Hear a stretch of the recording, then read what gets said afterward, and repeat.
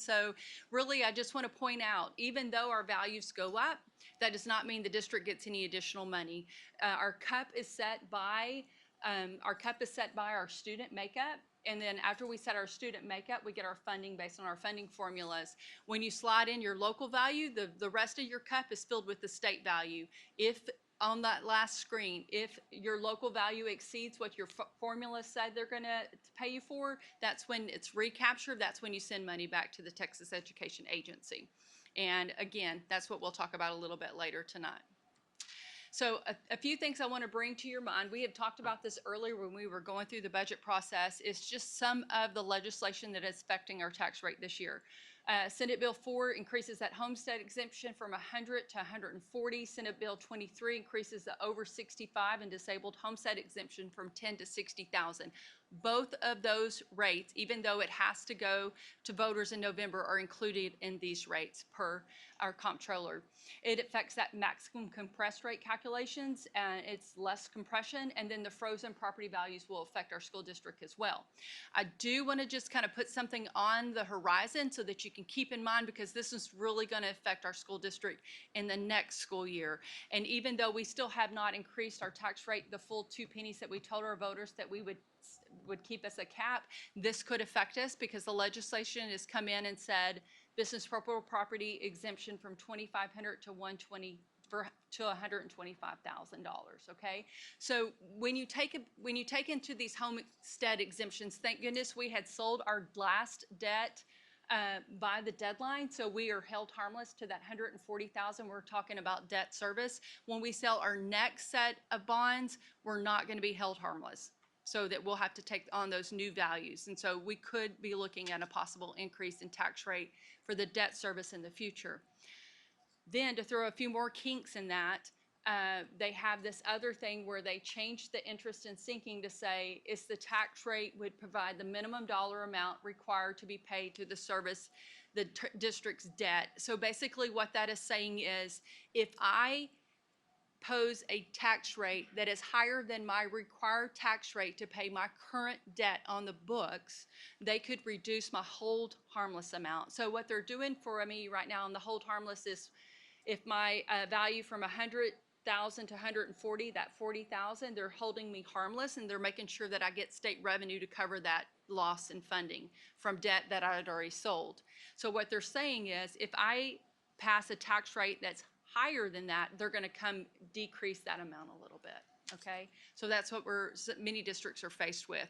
We're in the early stages, and so exactly how they'll figure that, if they'll use T2 values, if they're going to lose, we're still in the early stages, and we don't know how the game's going to be played. So we don't know at this point how it'll affect us completely. Okay, but I did want to bring that up. Can I just ask real quick on the previous one, because so the majority of our last bonds, you already have gone out and sold those, right? So those will be held harmless. How much do we have Close left? To 100 million. About 100 million of it. So that part we would potentially not be getting the revenue that we were used to getting because of the homestead changes. Yes. Yeah. So when we go to tax on that value will be a little bit less than it would have been. Okay. And we've already kind of taken into effect some, because when we passed these bonds, we were at 40,000 homestead exemption. We went to 100, and then, so we've already taken some of that into account. So we're still behind the 8 ball.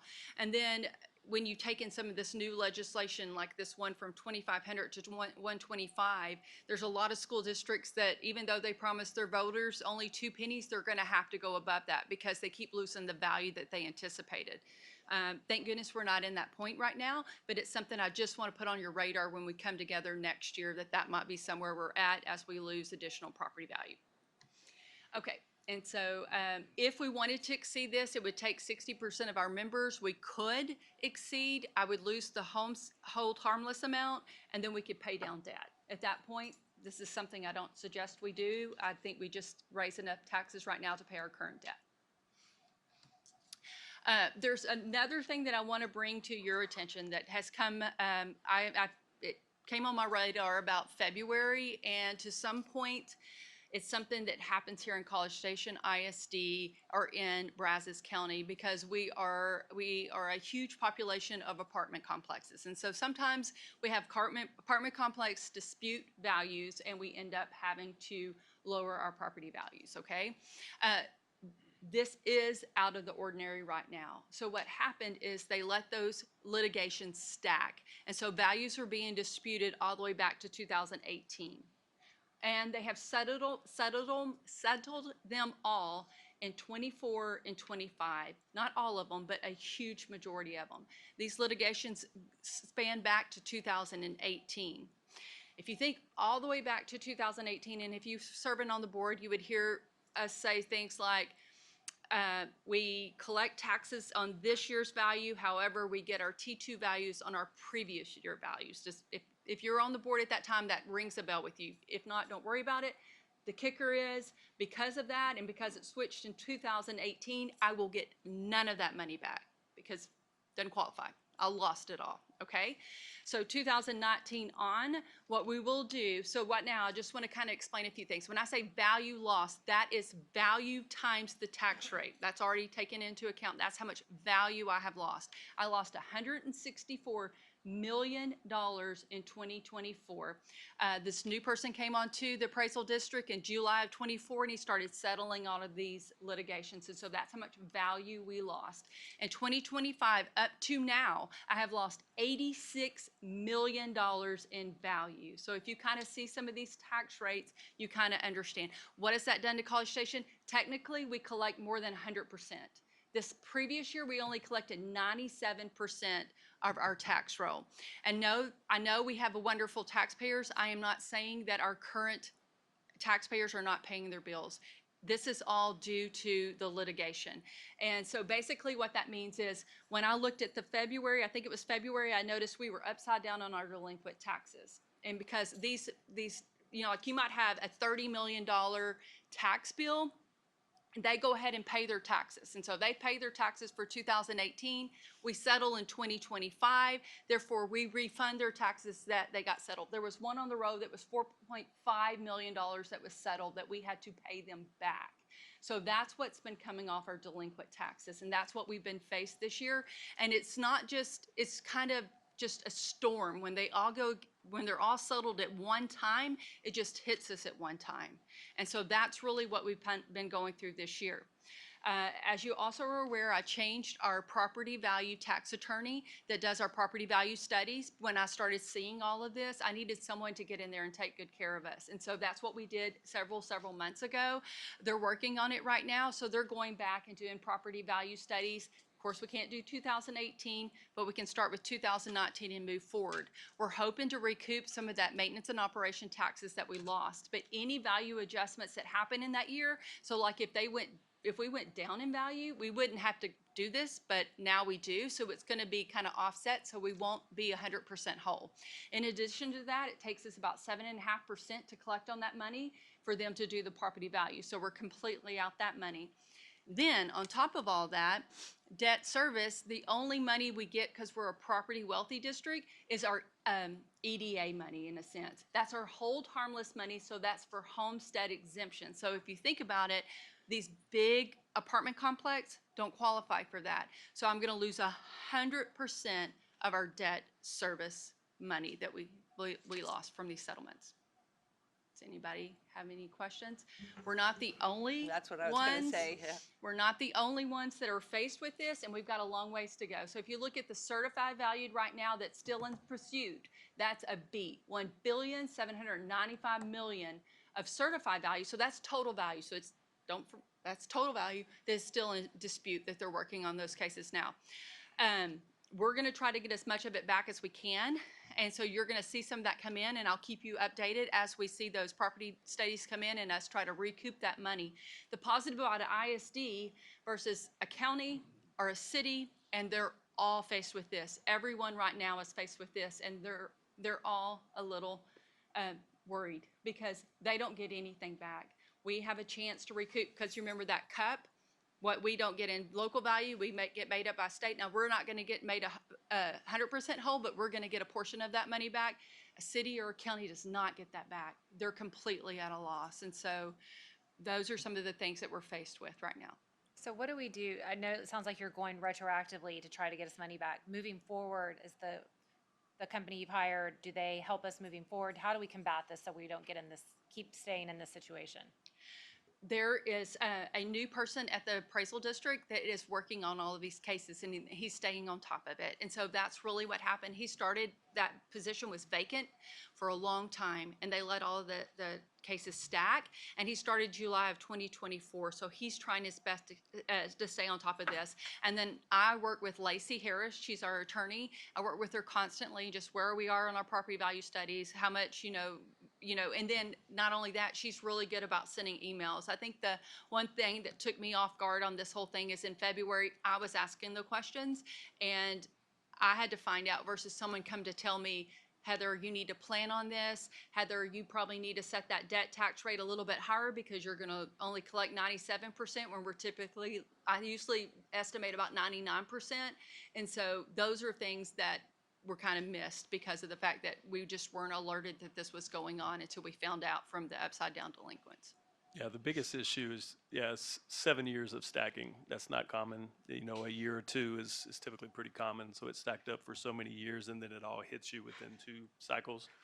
Then it's stuff that, then it's a bigger pill to swallow at that point in time. Mm-hmm. So with that being said, we are staying on top of it. The CAD is staying on top of it. We're having quarterly meetings right now. We've set it up with they call us the Big Five. But anyway, so we are having quarterly meetings with the Pride office and just staying on top of what's going on, what should we expect.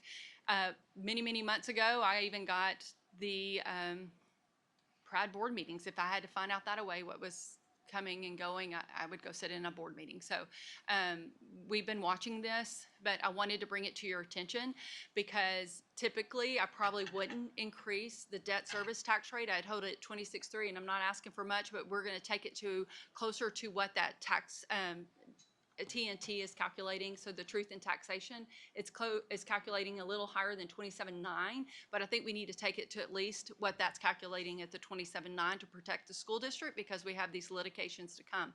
You're also going to see in the financial statements that we're going to have to dip into fund balance a little bit this year because we weren't anticipating that in the debt service account, not in the INS, not in the maintenance and operation, but the debt service account. We were anticipating to receive those taxes, and we didn't. And so you're going to see a little bit of shortage in that account because of the impact. Will we make it up the next year? Is that kind of the plan with this tax rate? Or? That is my dream. However, you got to take, like, with this new legislation, I cannot raise the tax rate.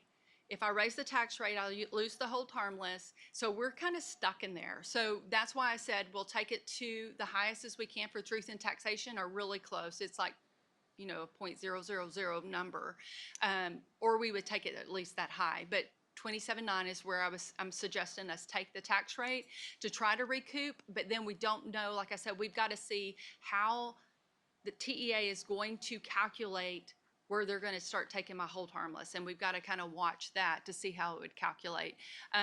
When we originally set the tax rate, when we originally put the notice in the paper, we had to go off of current law, and that's what we had at current law. But now we got the new property values, and because now we have templates figuring the new current law that was just passed, then those are the new rates that are coming out. So other than we hired somebody, have there been any procedural or policy changes at the appraisal district Other than to deal so this won't happen again? Other than we're all watching. There hasn't been that I'm aware of. I know one of the meetings we had last week was with the county judge and each school district as well as the cities, and everyone's watching. Their boards are watching now, and that was the first time they had gotten together. So. Yeah, it does seem like we, the school district, could at least track, they could tell us how much value is in dispute at any one time, right? And maybe, and we because can if know, they're not going to tell us, maybe we have to stay the on truth it. in taxation takes a lot of that into account, but it only takes the current year. So, or like the previous year, it only looks at like 2024 when we're figuring 2025. It doesn't look at the it's just gotten so behind that it's just a snowball. So you've touched on this a little bit, but just to be clear, because there was an amount that we said when we were going out for bond that we might have to raise the INS tax rate. So where are we with this new rate that we're looking at? How many pennies have we reached? Okay, so when we had our original tax rate, it's 26.3. We said 2 pennies, so 28.3. This is 27.9.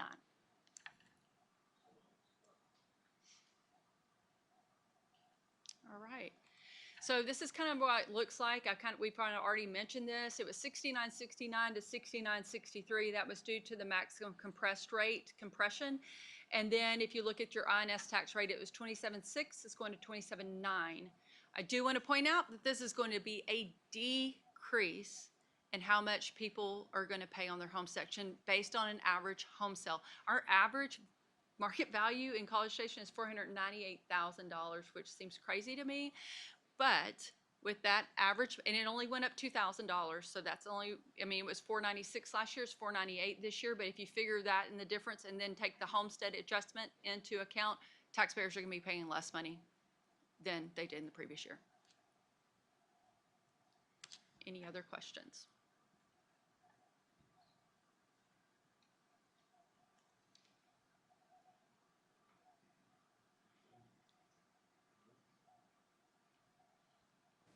All right. If there's no questions, we will call it, we'll move to public comment. Anyone? All right. Then we will. I'll make a comment. Okay. Correct. Almost. Whatever. Go ahead, man. So this is another prime example. I always tell people when you talk about school finance, it's like that Spider-Man meme where everybody's pointing the finger at each other. And so the Texas legislature has created this system where, because the comptroller's office fails at what they're supposed to be doing, the school district or the county or the city or whatever is left in this situation. And until there's a wholesale change with the way school finance, entity finance in Texas is done at the legislative level, this kind of stuff is going to keep popping its head up. And it's just, I'll get off my soapbox.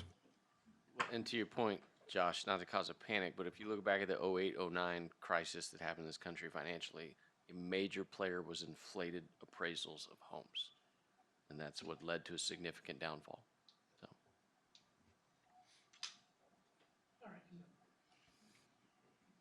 All right. We will close the public hearing. We'll move to item E1, consideration, discussion, and possible action related to the 25-26 tax rate. Okay, I'm Ms. going to bring Wilson. this up again so we can kind of look at what we're looking at. We're looking at 6963 for maintenance and operation and INS of 27.9. And Mr. Hork, if it's okay with you, may I make the recommendation to the tax rate because it has to be read a certain way? Okay.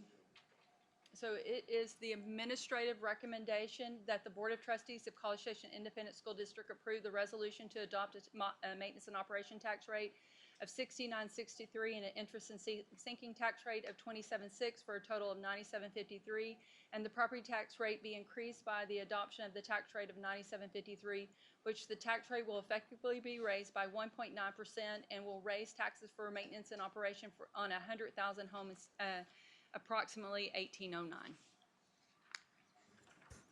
I move that we approve the resolution to adopt a maintenance operation tax rate of 0.6963 and an interest and sinking tax rate of 0.276 for a total of 0.9753, and the property tax rate to be increased by the adoption of a tax rate of 0.9753, which the tax rate will effectively be raised by 1.9% and will raise taxes for maintenance and operations on a $100,000 home, approximately $18.09. But can that you not just right? look at interest and sinking one more time? Because Did I it's say it wrong? I'm sorry. 27.9, not 27.6. Oh, okay, it was, okay. Do you want me to say it all over again? Yes, it needs to be, okay. 27.9 is what it should be on here. Okay. Yes, ma'am. I move that we approve the resolution to adopt a maintenance operation tax rate of 0.6963 and an interest and sinking tax rate of 0.279 for a total of 0.9753, and the property tax rate be increased by the adoption of a tax rate of 0.9753, which the tax rate will effectively be raised by 1.9% and will raise taxes for maintenance and operations on a $100,000 home, approximately $18.09. A second. Motion by Ms. Iggy, second by Dr. Payne. Any further questions or comment? I do want to make one quick comment, just obviously, to Josh's point, this is so complicated, right? And so thank you for all your work you do to figure these numbers out and present them all to us, all the details. I appreciate it. I love the graph that shows that our tax rate has continued to either go down or be basically flat. And that really is what this board has done and previous boards have done, even while we're going out and doing, significant bonds, significant improvements to our facilities. We work hard to keep that tax rate manageable as best we can under the circumstances for our community. Right now, a couple of things affecting this out of our control a little bit, but I think it's just a teeny tiny increase that really taxpayers won't see because of the reduction in the homestead exemption or the increase in exemption. All those in favor say aye. Aye. All those opposed? Motion carries 7-0.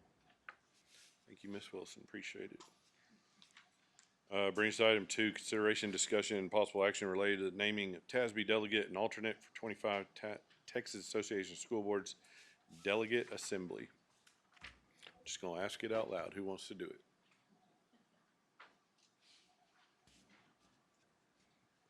I think I was going to be the alternate, so.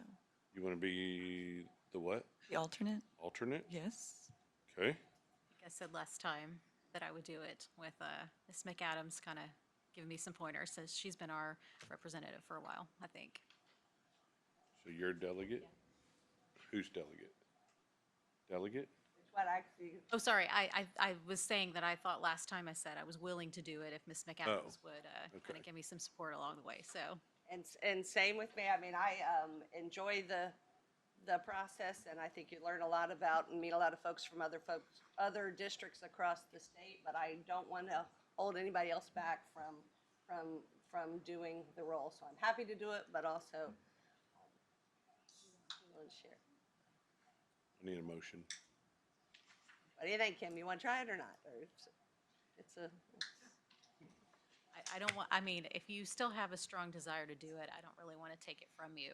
I have a willingness to serve, but like. Y'all wanna go out in the parking lot and figure it out? maybe. But really and truly, like, happy to let you remain. And if Kristen really wants to be your alternate, then she could be, learning from you too, so I'm good with Okay. that. I'm willing to keep doing it. Whoever wants to motion. I move that Ms. McAdams be named our TASB delegate, and that Ms. Wilson be the alternate for the 2025 Texas Association of School Boards Delegate Assembly. Second. Motion by Mr. Ben, second by Ms. Iggy. Further comments or discussion? All those in favor say aye. Aye. All those opposed? Motion carries 7-0. We're skipping item 3 for a later date, as that does not apply. Item 4, consideration and discussion of policy CFB local. Ms. Wilson. All right, so if you look at CFB local, it really talks about the capitalization threshold for classifying individual capital assets. And as you know, inflation's been crazy, and our current board policy says $5,000. The federal government has changed their policies for unified guidance for fixed asset threshold for equipment from $5,000 to $10,000, and I would like to suggest that College Station follow suit. This will just, basically, we'll keep up with any asset that I call movable by asset. So if there's something less than 10,000 and we're worried about theft, we're going to tag that asset. We're going to manage that asset anyway. This would just be from capitalization thresholds, and it would help us kind of balance those federal grants out as well. Are there any questions? Is there any negative to doing this? It'll be a little bit of work on the business office right now because we're kind of capitalized at 5,000 to 10,000, but there shouldn't be a lot of negative, no.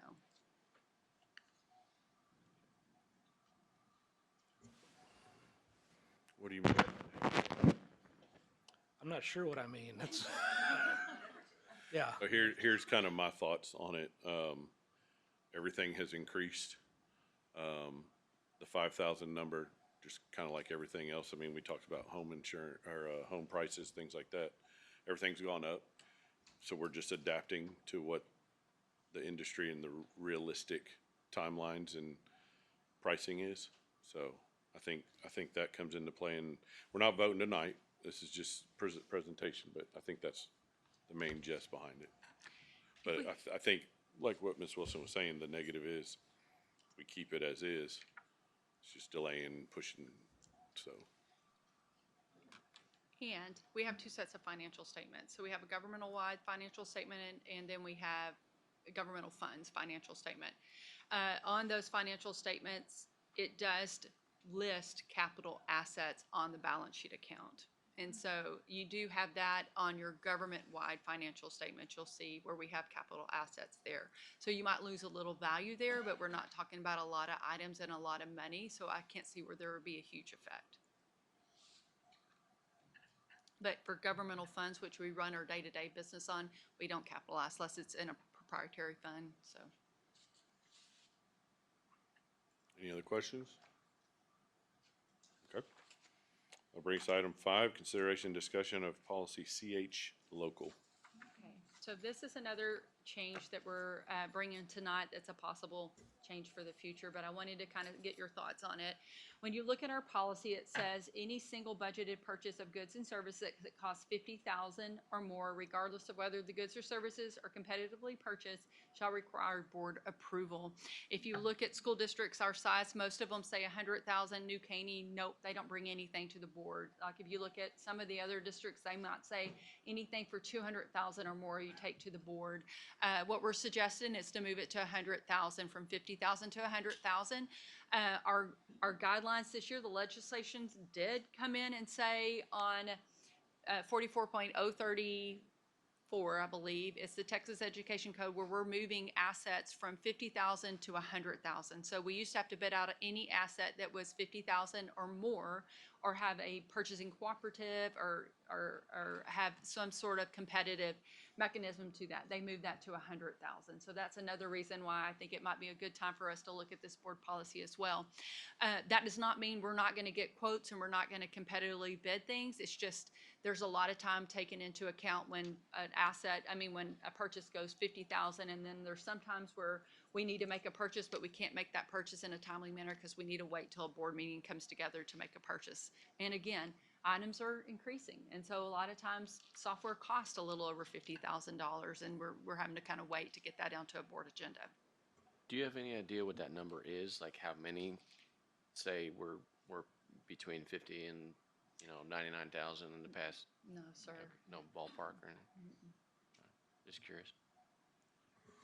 Yeah, and I was wondering, would it make any sense or be worth it for us to at least have, be some awareness of what they were, right? Even if we weren't having to approve them, but at least kind of just maybe in transmittal or something that these were. We could keep up with that and send it in a transmittal. As a business owner, I know time is money, so if this allows the district to lock in at a better price and not have to wait for us to meet, I would support it, because yeah, stuff can change from week to week, the current way our world is. So this makes sense to me. Also, with the changes in, I think it was Senate Bill 12, we cannot have board meetings prior to 5 p.m. starting September 1. So if we had something that was a rush, trying to get you guys up here in the evening, sometimes you're busy, and trying to get a quorum is be a little bit more difficult as well, versus more flexibility in the morning or during lunchtime. Yeah, that'd be kind of my thought, is if we make this change to CH local, if we just add some language that says, we'll receive a report on any of those types of items or something. Okay. It'd be nice to have, just to. Okay. Any other Yeah. questions? I mean, there's, trucks cost $100,000 now, so if CIMAC buys one, I want to know about it. That's right. He probably will tell on himself too. Thank you for your time. All right, that brings us to item 6, add provision to District of Innovation Plan. Ms. Goolsby.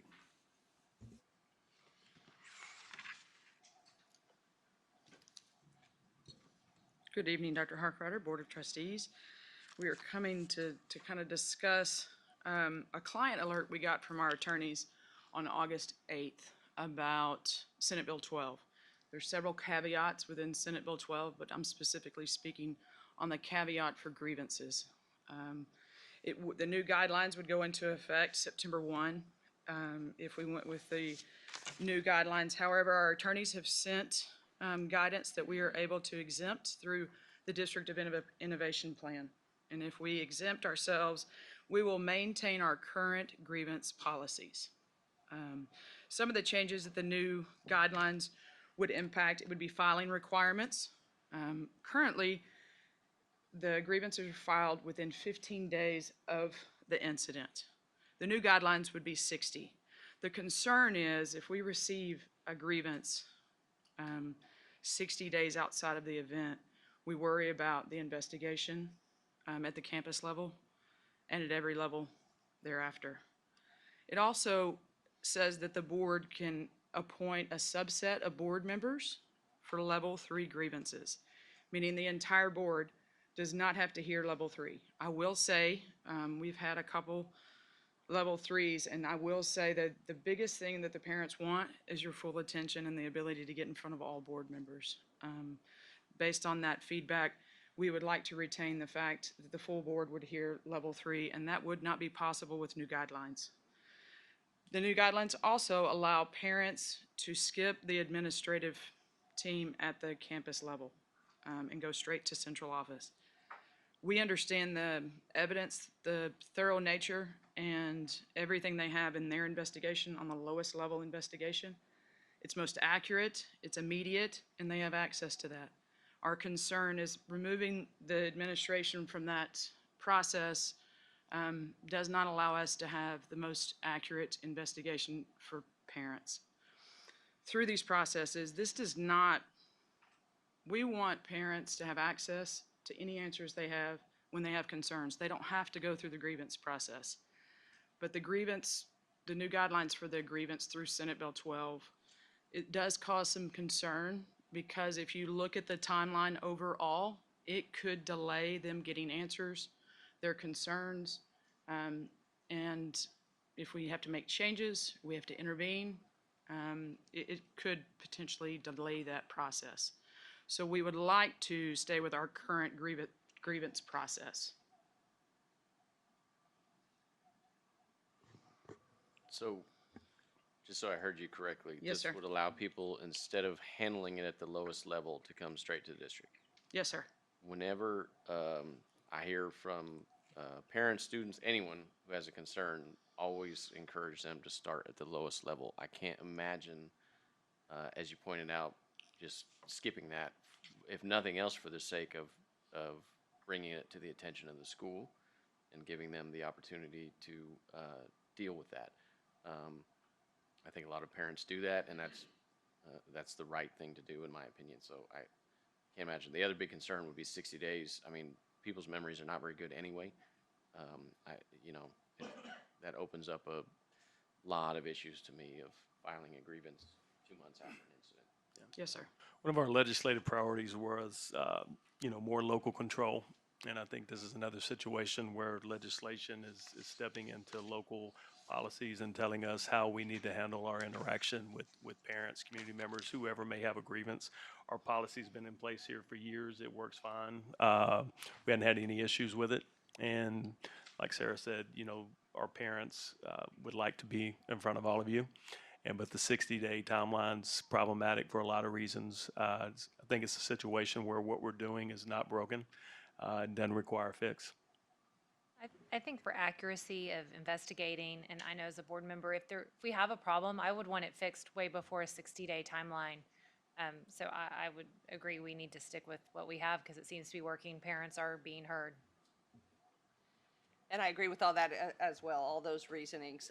I'd say the only thing, and we talked about this a few months ago when we were looking at this policy, is really just making sure as a district that we have this information accessible to our parents, so when there is an issue, they do know the process and they do know that there is a timeline, that they have a pretty limited window that they need to do something about it. Going to the lowest level, and going to the campus is the first start, and they should be able to direct them, to the next level. So can you remind me where, besides the policy, because this isn't policy, but we also have kind of some procedures and steps on our website, is that true? Yes, ma'am, we do.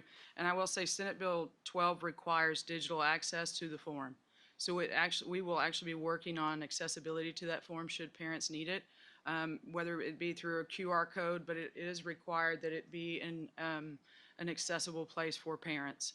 We don't ever want to make our processes or forms hidden, and we will work on that. Currently, you can request a grievance form at the campus level or at the district office level, but it's also located on our digital platform. I just Googled CSISD grievance process, it popped up. Yeah. The other thing to keep in mind from perspective and historical, having, been here for a year, even if they don't, now I get there's legal limitations of what people can and can't do legally, but not once have I ever seen the district ignore anyone and just say, hey, it's day 16, we're not going to deal with this issue. So I get the concern of maybe the different timeline, but never once have I seen this school district ignore a parent who's brought anything up. So I will say timelines have been missed.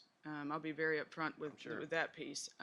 When the timelines are missed and it's not timely, there is a concern of that grievance. Do we shut off access? Absolutely not. I had just today, someone missed the timeline. I've invited them to come up and have a conversation. But those parameters are set for district and how we work and the efficiency in which we work for those grievances. This is also one of the few times we normally bring policy changes to workshop and then approve them the following month. However, this is timeline specific. So September 1, we've got to have a decision. So it's on workshop. You guys can think about it. We'll get through this meeting and then there is an action item on the regular board meeting. But that's why we received the guidance that we could DOI and then the September 1 timeline. It makes it a little bit more, we've got to do it sooner rather than later. And you do have a side-by-side in front of you that shows you our current or historical guidelines and what those new guidelines would include.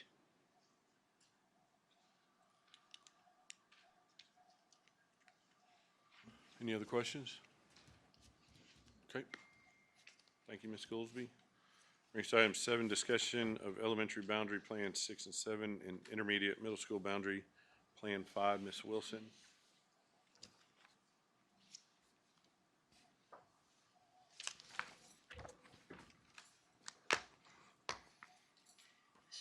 Dr. Harkrider, Board of Trustees.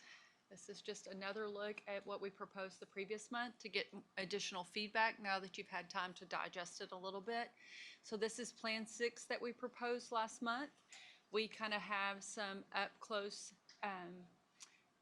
maps that could be viewed that were sent out in case you had any questions or what some of those adjustments were. In addition, we have, these are just some of the up-close areas that we had talked about in the previous month, so you can kind of see that in, you can actually see the street names. Here is just one more of the southern part of this school district. And then Plan 7, the only thing that really moved on Plan 7 is that little pocket by Coffee Road at the bottom, going into Greens Prairie Elementary School. And that was mainly just to make that adjustment to pull those kids over because that elementary is right by that neighborhood. And so from talking to Mr. Bean, you had just mentioned several times that you would prefer kids not go past an elementary school to get to an additional elementary school. So that's some of the adjustments for Plan 7. And then that's the one little Coffee Bridge course, we brought this to your attention last month when we talked about economically disadvantaged percentages, but I put it in the slide deck again, so you would have that information tonight. And I'll move on. This is the intermediate Plan 5, where we made the adjustments north part of town, and you can kind of see these are the adjustments to those numbers. And then here's just an up-close look at what those neighborhood adjustments would be. Again, if you see the dark gold lines, those are the old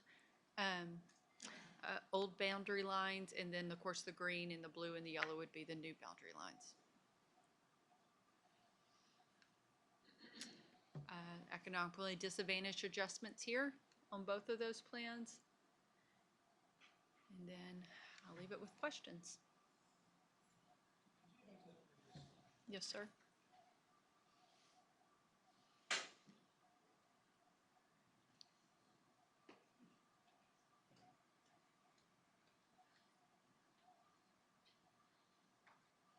These are all based on the demographer numbers at the time.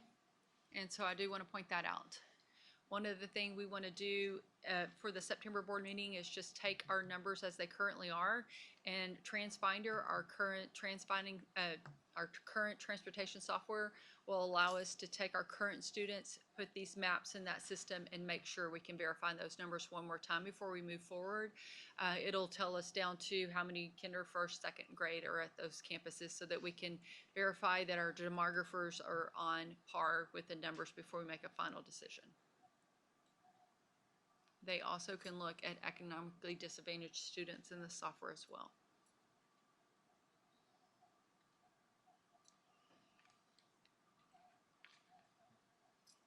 Do I have any questions? It's not so much a question, but I guess a comment. I know it's really hard because we've been doing this and we're looking at elementaries, we're looking at intermediates and middles at the same time, and sometimes that's two different levels of schools and it can get confusing. So just for the sake of what I'm about to say, I'm gonna put elementary boundaries aside and focus a little bit on this intermediate and middle school thing. Had some time to process some things, been hearing from a lot of people on that, and one of the things that I'd like us to think about is the fact that there was a point in time where a group of people had to make some hard decisions about our high school boundary lines. And we like to brag now that our high schools are both amazing high schools and that you can go to either one of them and have great opportunities. And I love that, and I think that that's true. And I think that it's true partly because groups of people made really hard decisions at a point in time. And it was painful in the short run, but in the long run, it has served our district and our students really well. And I feel like that's a little bit of where we are with our intermediate and middle schools right now. My kids just went through intermediate and middle school. So from 2017 to last year, I had kids in them. And so our friends were in those schools. And so hear me when I say this. Like, I'm not saying that Cypress Grove and CSMS are bad schools, are in a bad situation. If all of our attendance was even across those schools, like the numbers, and we were serving kids well, I think we'd be in a place where we could say maybe we don't take action. But that's not the situation. We have a disparity in just the basic attendance numbers, and it drives me to want to say, hey, is it time to do something?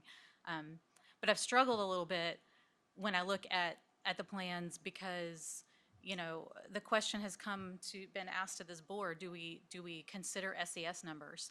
And if you look at Plan 3, and I'm just going to speak to middle school because intermediate middle, it shifts a little bit, but, Plan 3 moves kids, but it doesn't really significantly shift the SES imbalance. Plan 4 shifts, sorry, I can wait for y'all to get to that, but Sorry. I mean, Plan 4 shifts those numbers in a way more significant way. Is this the middle? This is the middle. Okay. Do you want intermediate? No, this is fine. But Plan 4 shifts those a lot more in the direction that we would want them to be. I know that it's been pointed out maybe some things that we don't love about that plan. But then we had Plan 5 presented to us, and I struggle with it because I feel like it takes it in the opposite direction. And I know that SES numbers are only one thing to consider. There's lots of things, Title I funding, keeping neighborhoods together, traffic considerations, there's growth area. I mean, I could sit here and name 10 different things that matter, so I'm not going to sit here and say that that's the only thing that we consider. But one of the things that I've been concerned about is making sure that we, as a district and board, make the right decision for the long run of our community on this. And I don't like what I'm about to say because I'm not like a let's kick the can down the road person, but I have had some time to kind of go, should we pause a little bit? I know our elementaries are a little more pressing because we have elementaries that are over capacity, but can we take a little bit more time to look at these plans, and maybe even some additional plans? Can we actually have a committee of community stakeholders like we've done in some past rezonings? And if we went through that process and we came back and we said, whichever one of these is the right one, then I would feel more comfort as a board with going down that road. But I know that, hear me on this too, I really do appreciate the work that this administration has done on this. I know you guys have put a lot of time into it.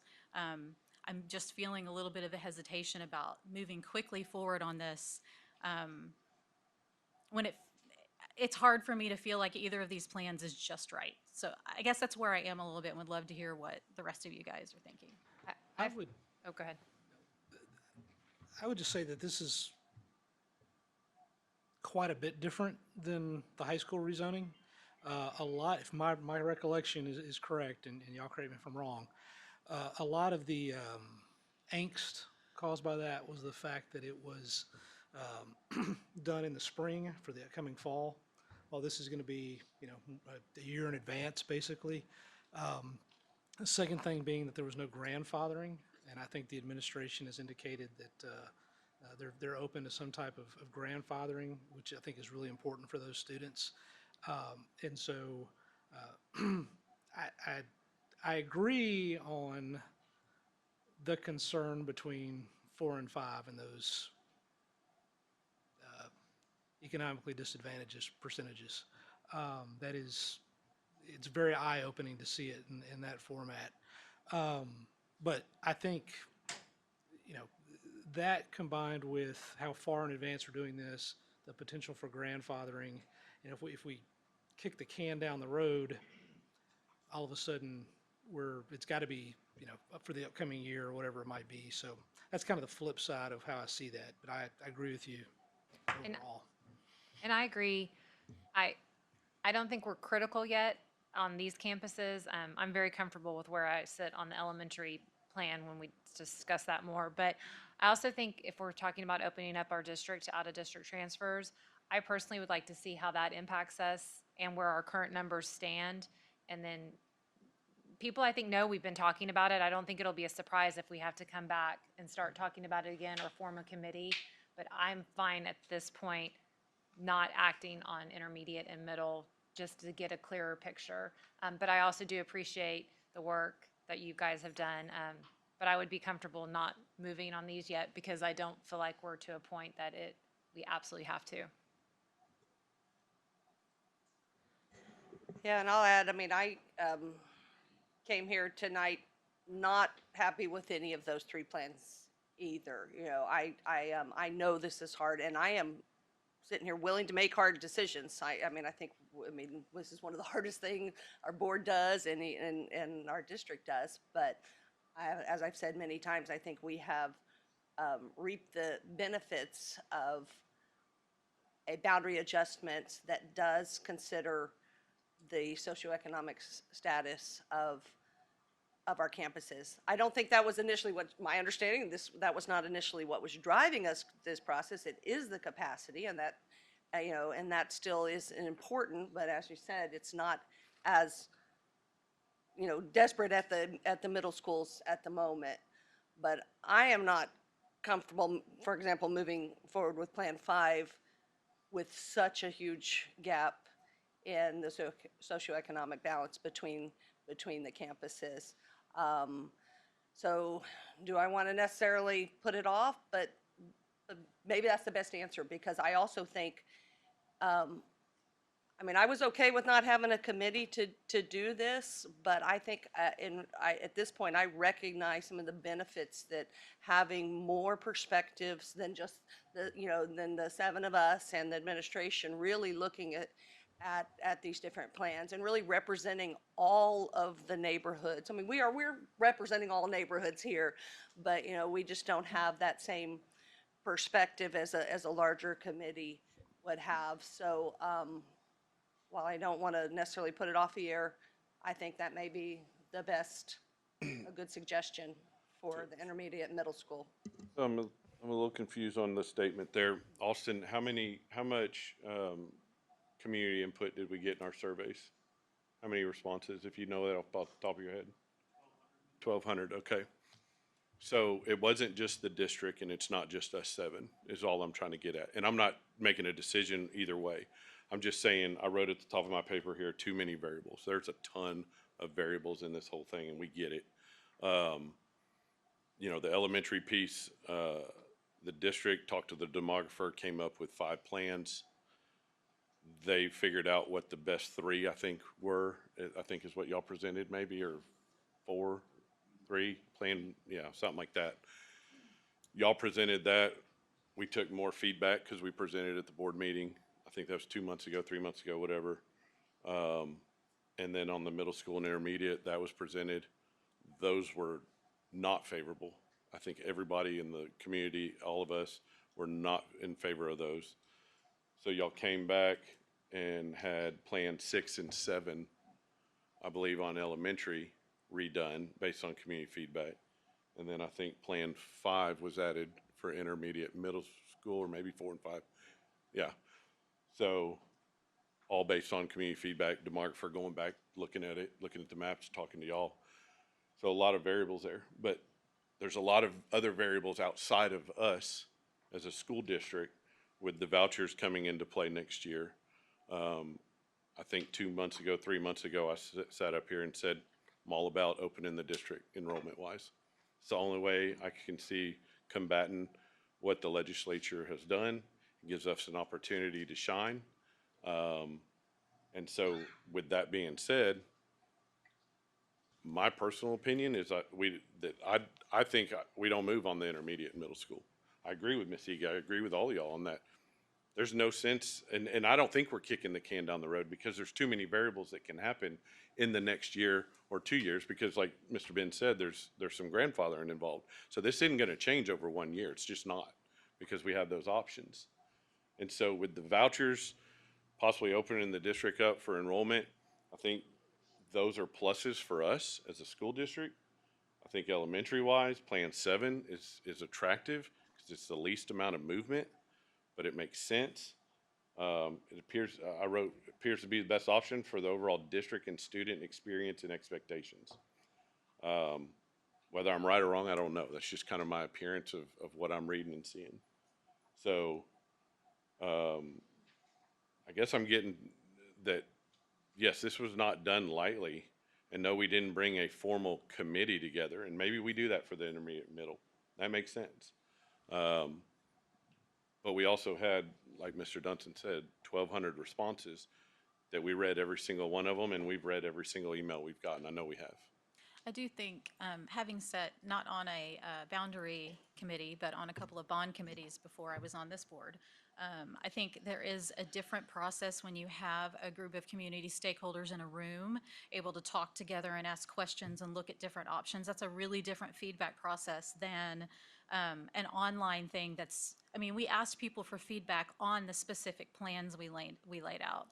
And that's a little bit different than asking for feedback on what do we think is the most important thing when we are drawing boundaries. And so it's just, it's a different, it's not that we didn't ask for feedback, and I don't mean to imply that. And I know Mr. Dunson spent a lot of time working on that, and we've read through a lot of those ourselves. But it's a different process when you get people in a room that can talk through the pros and cons to something and can just bring different perspectives, so. I 100% agree. The reality is the people we have primarily heard from are the specific neighborhoods that would be moved, right? And the wonderful thing about our campuses and our district is really nobody wants to be moved, right? They want, you know, that is, they are, no matter, seems like what school they're at. So that's who we hear from. And I think while we've gotten lots of feedback, I don't think, I think a committee would bring more voices, it would bring more voices to the table.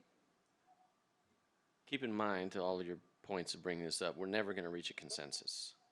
There's no way we're going to get a group of people, we're not going to get 1,200 people to agree. We're probably not going to get, I mean, setting the bond planning committees, we couldn't agree on some of that stuff and has to work through the process and all that. So we do read the emails. I appreciate when people come and speak and voice their opinion, because it shows they care and they're engaged, which is a good thing. But it's going to be really hard to, you're never going to reach a consensus. And to be honest, that's what we're here to do. We are here to vote on what we think is best when you take in that input. I'm all for taking people's input in.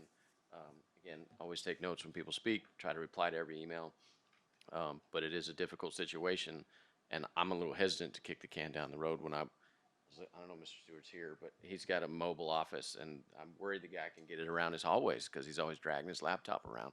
When you go through, I mean, we've been in those schools, Kim, our kids are the same age. So if you haven't been in those schools in a while, I can tell you that, you know, some are a lot more crowded. But to I think everyone's point, I would send my kids to any school in this district. And you and I live in some of the neighborhoods that we're talking about. If I could do anything about traffic for any of the people that speak or email, I would do it in a heartbeat. But that's one that I can't control. Yeah, just to follow up on Dr. Payne's comment, I mean, I know we received an email from a parent, and I looked at it, and literally, I think his kids were zoned currently for AMCMS on any of the options because he's 3 houses down from where the line is currently drawn. His kid's going to get rezoned to CSMS or Welborn or wherever. And those things,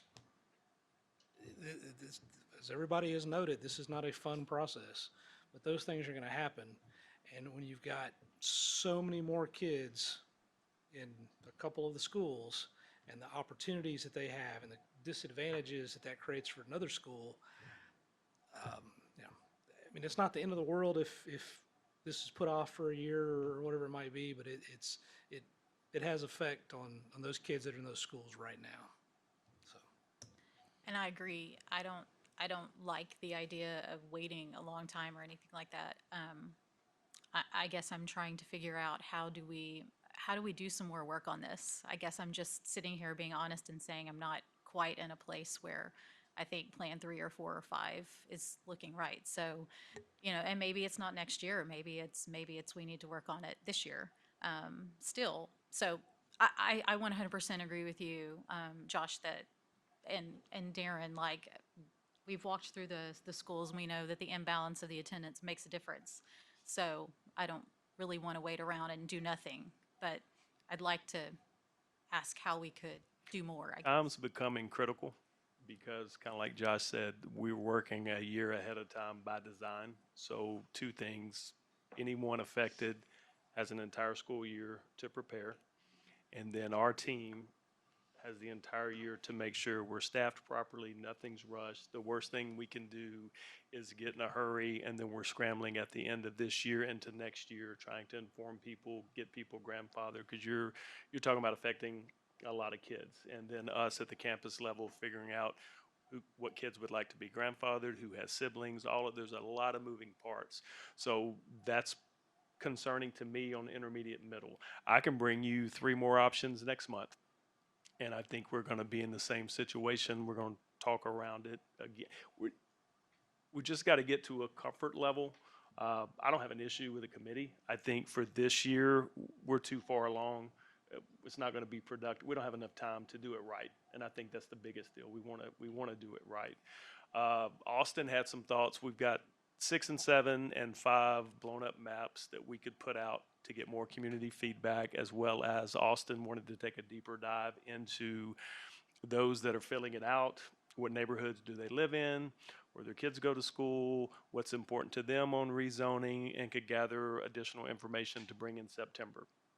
Or we're going to bring you enrollment numbers. It'll be pretty solid by the time we get past Labor Day to you guys and show you a side-by-side of demographer numbers versus where we are right now to see if there's any, number one, hotspots that we're concerned about or campuses that we felt like were going to be heavy and they're not. Maybe they're a little bit lighter this year. I think we're chasing about 50 kids below the demographer's numbers right now. So we're in a pretty good shape based on demographer numbers of where we are as a district right now, as far as those registered with us today. I think we're at 1488 if those that have registered recently once they become enrolled.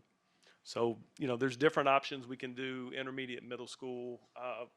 Like I said, I can bring you more options, brand new options next month, but I think October is the drop dead date that we have to have a decision to move forward. Otherwise, our team's scrambling and it's not going to be rolled out the way we want it to be rolled out. Is the October elementary for sure with the middle school and the intermediate, or can they Doesn't be matter. separate? I'm pretty comfortable based on individual conversations with you guys and where we are that 6 or 7 and preferably probably 7 because we're only talking one road goes into Greens Prairie. They're basically the exact same plan minus that I think the board seems pretty comfortable with 7 and we can move forward with that ahead of time and then take some extra time with Middle school. intermediate, middle, if that's what you guys would like to do. I do want to reiterate Darren's comment. Like, we are in CSISD and we're very lucky. Like, I didn't buy my house based on the elementary or the middle school or the intermediate school that we were going to go to. It was just being in CSISD. So I do think we need to keep that in the forefront of our mind. And I agree with that because I'm a little different situation than y'all because my kids were dual language, proud dual language parent, and they went to all title schools and got amazing educations. And so I'm answering, seeing all the same emails, but I'm probably not getting as hit up as some of y'all are that live on that side of town.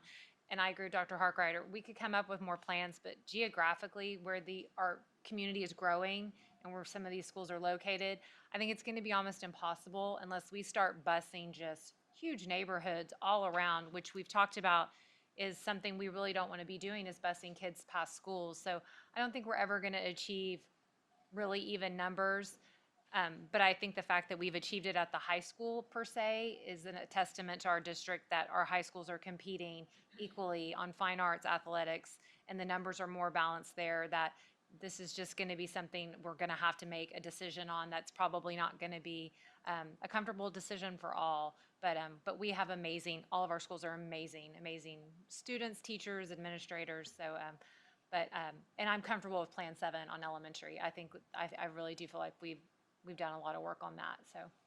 I can speak from our leadership team, we're comfortable sitting tight with intermediate and middle school for another year.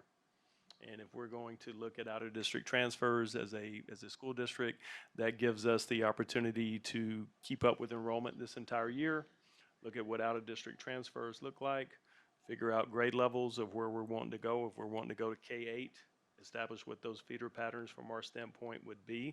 And then next fall, we would have a cleaner picture of what new enrollment looks like. Because remember, next year too, this is the moving part that sitting tight necessarily is not a bad idea.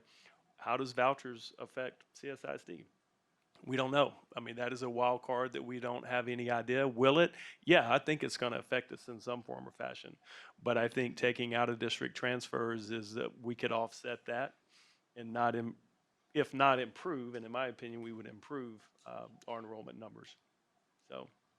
I think there's a lot of factors into the difference between when the high schools went through this, when you're talking about the age group and the speed of which it happened. There were death threats to board members and staff members and things. So I appreciate the civility. The emails we do get, the speakers that do come, everyone's trying to be reasonable and present their case, which again, I appreciate, but I do appreciate the civility. I'm sure the age groups that we're talking about definitely factors into that. But clearly things have been handled smoothly where we're getting important feedback and we're trying to make a good decision. You want to go? Well, I'm going to first on the middle school. I mean, again, I will clearly say I'm not comfortable with Plan 5 and the SES differences because, I mean, I think one reason, we have had great schools is because of hard work that previous boards did, hard decisions, to set boundaries. You know, I've shared with a couple of people, my children were rezoned, and we got moved into a school that had 77% low SES. Sounds like we have some elementaries with that, in our current plans. And, you know, we moved in there and changed that number to the 43%, still above the average for the district at that time. But I think it was a positive for our family and my neighborhood, and a positive for that campus. I mean, there was more involvement. There's lots of data that says, you know, that there's more involvement from parents who, when they have a little more free time and free money, or extra money. And I believe it is one of the reasons we have, it's something special about our district. And in fact, in the other rezoning efforts, one of the first things that the boards did was actually go out to the community, and before they even had any discussion on plans or a committee, it was asked, what are the important criteria for when we are going to adjust the boundaries? And that's where FC Local came into play, based on what our community had said was important. So, and it's important to me. I hear it from a lot of people that it's important, and so I am going to continue to say, I think we should at least make more of an effort to get those numbers closer than Plan 5 does. Just like I said last time we met, there are neighborhoods that we could look at and move that are contiguous with CSMS and Cypress Grove, and I think we have not seen those plans, and so I think maybe either we look at other options very quickly here, right, if we feel that we really need to do something now, or I would be also willing to go back and get a committee to more, you know, take some more time with it, and which would take another year. Which neighborhoods Which are you neighborhood? referring to? Say again? Which neighborhoods are you referring to? Well, I mean, listen, part of this is we haven't got into the nitty gritty of it here, right? You know, the administration has, you know, I mentioned Mission Ranch last time, right? Or so neighborhoods in that area that could be moved. I know they're, as I said last time, they don't have a ton of intermediate middle school kids now, but they're still a growing neighborhood. I mean, again, I want to rely on the administration. I think there are other options out there that they could look at. So, and I'm gonna, and let me go ahead and say, since we've been talking about my feedback on Plan 7 for elementary has been, it seems very hard for me to approve a plan right now that in really 3 years after it goes into, you know, into effect, we have yellow on the capacity numbers again. And that's, you know, yellow meaning that one of our campuses, at least one, is now over capacity. And again, I know this is hard, and there's no perfect plan out there. It's never going to be perfect, but I really think there's got to be an option that we, in 3 years from when it goes into effect, that we don't have a campus over capacity. That's my biggest concern with the elementary at the moment. I would remind you, it would be 4 years, and that's a guesstimate. Those are not hard numbers. We don't have a crystal ball of what numbers are going to look like in 2930. You talking about Pebble Creek? Yeah, I mean, if it goes into effect 2026, then we show 27, 28, 29, it is over capacity at 642 kids. And I'll say the other thing with it is that plan is, there's a big disparity still between capacity at some campuses. We have that, you know, we're projecting to have one at 679 at Pebble Creek, and then we're projecting to have, you know, campus still under 500 students. Right. The point of the rezoning wasn't to have equal enrollment at all campuses. That was never the gist of what we were doing. You were trying to alleviate the 3 campuses that potentially were going to be over within a year. It wasn't to distribute kids evenly at every single campus. And just, I'm asking clarifying, you said there's neighborhoods you think should move, but you also said we should rely on what they're presenting. So are there neighborhoods you want to see moved, or what it? I have to believe that there is a better option for, to meet, to get closer to the criteria that we've been talking about, the criteria that's in FC local, which of course is more balanced capacity, but also closer on our socioeconomic numbers. Again, if you. Again, so do you have some in mind? That's what. No, I do not. But it has to be out there. It has to be done, be able to be done. We have on average about just over 43% low SES percentage, right? So technically all 3 of these schools, if, could be a Title I school, right? We can get closer than Plan 5. We are closer on Plan 4, and community feedback was not in favor of it, or And again, Plan I 3. understand the issues with 4 being primarily, to me, the real issue with Castlegate, even though in many ways it could be a nice move to CSMS in Cypress Grove, because it is a larger community that could move. The traffic issue is very, very real, and, So you like Plan 4 out of all this? no, but the traffic 5. issue is not, I think Castlegate, that problem is very real. I don't know how we come up with ways to help that. I don't know if we have an option. I know it's not under really our control is the problem, as you said, Dr. It's at least possible that some of the feedback for Plan 4 to me felt, we are piecemealing things a little bit. And I understand why, and we don't have, oh, sorry, I'm talking about Plan 4 here, the one, right, because I thought that was where we were, okay.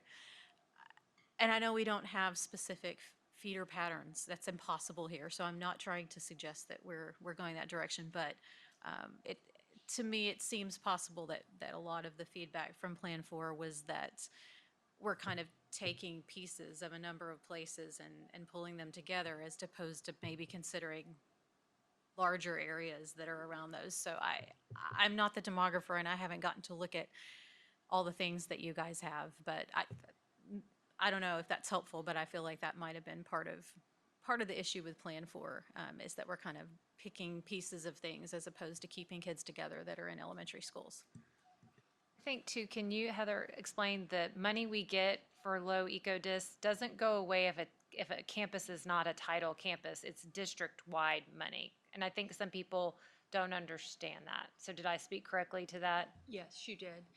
We'll get the same pot of money, it's just distributed to campuses differently. So you might have a campus that has higher economically disadvantaged will get additional money than a campus that has lower will get less. But we don't get any more money because we have more Title I campuses based on number of students. I will say on Plan 7, there is one campus that is right at 500 in a few years, and there's one campus that is close to the capacity at Pebble Creek. I did look at those neighborhoods around. There's 100 kids, though. So if you take from one and put it in another, now you throw another one off. And so that's kind of when you're looking at some of these numbers, it's like you've got to methodically take a neighborhood.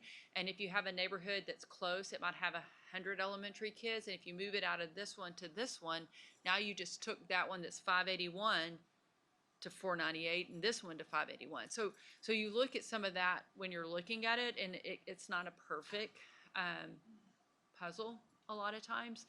Another thing with Pebble Creek, yes, we looked to feedback and we were looking at traffic, because I think that was a lot of the traffic patterns there with movement of some of those kids. And we can make some adjustments now, or we can allow those to stay a little bit longer, kind of monitor it. And there's some campuses that are close to that Pebble Creek that could absorb some kids easily without making a full adjustment to all the plans. And so that would, with Plan 7, kind of buy some time with the neighboring campuses around there to kind of, so that it wouldn't be something like we're coming back and moving everything down. We've got some huge pockets of kids that we're transporting from the north part of our district to the south. And some of those are our Pebble kids that we've got to relieve. And I think in that area, if I remember right, there are 100 kids right now, or pretty close to it, that are in the north area that we're busing down to Pebble when we've got to relieve those kids. And so that's a huge relief right off the bat to that campus. But it does move the economically disadvantaged students. But when you look at all the kids in an area, you hate to then not take these and bus them somewhere else. And so it's just part of it. How many numbers are just floating in your head at all times? I just hope I get them out of in the right category. All right. Good? Okay. I didn't know if you were gonna say anything. All right. Appreciate it. That will bring us to adjourn.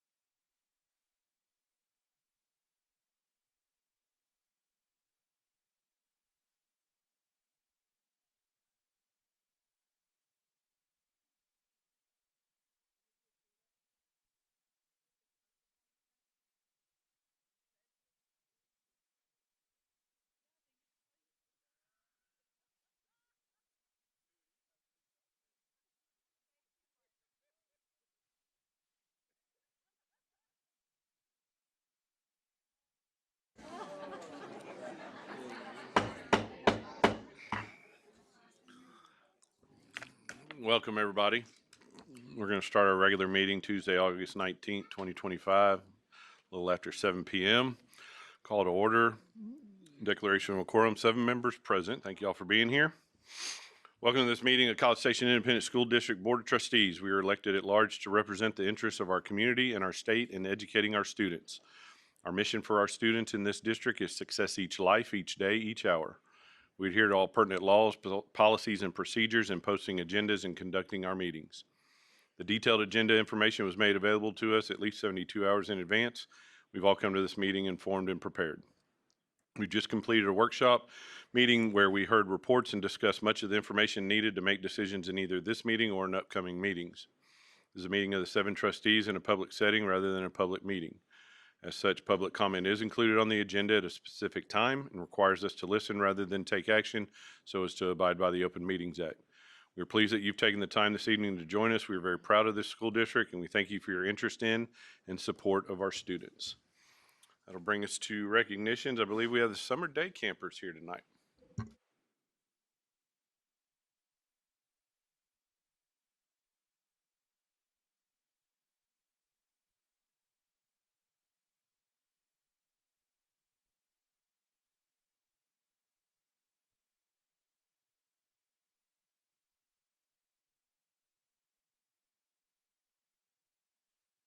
This year we were at Southwood Valley Elementary, and with me today I have Harper Osk. She is a 4th grader at Creekview Elementary, and this summer she was in our CODA's cabin.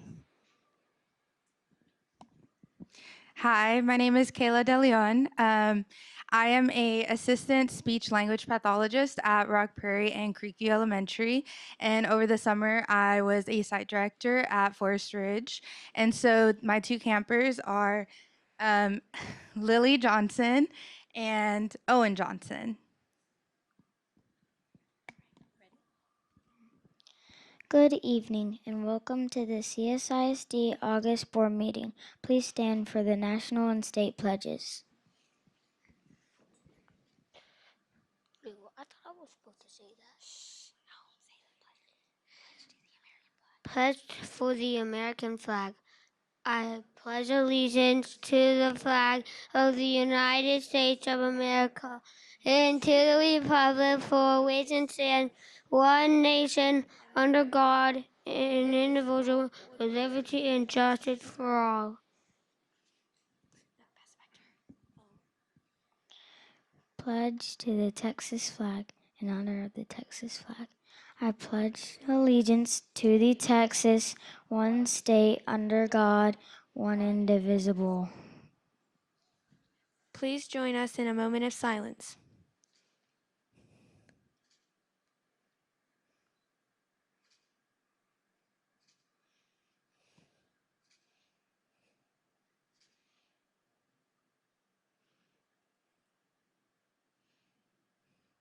Thank you.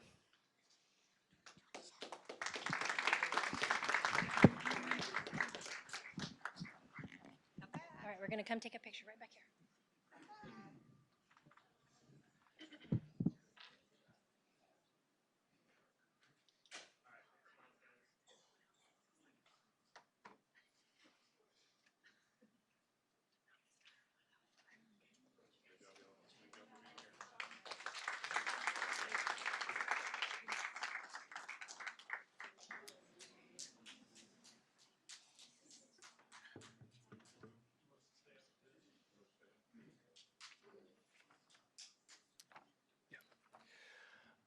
Okay.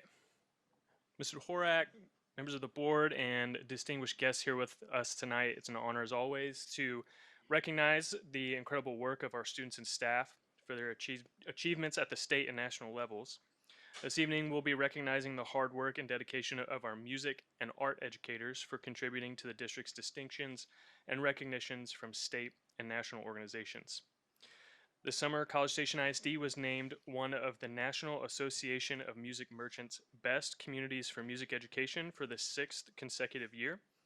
This designation is a testament to the passion, dedication, and creativity of our music educators, students, and the community that supports it.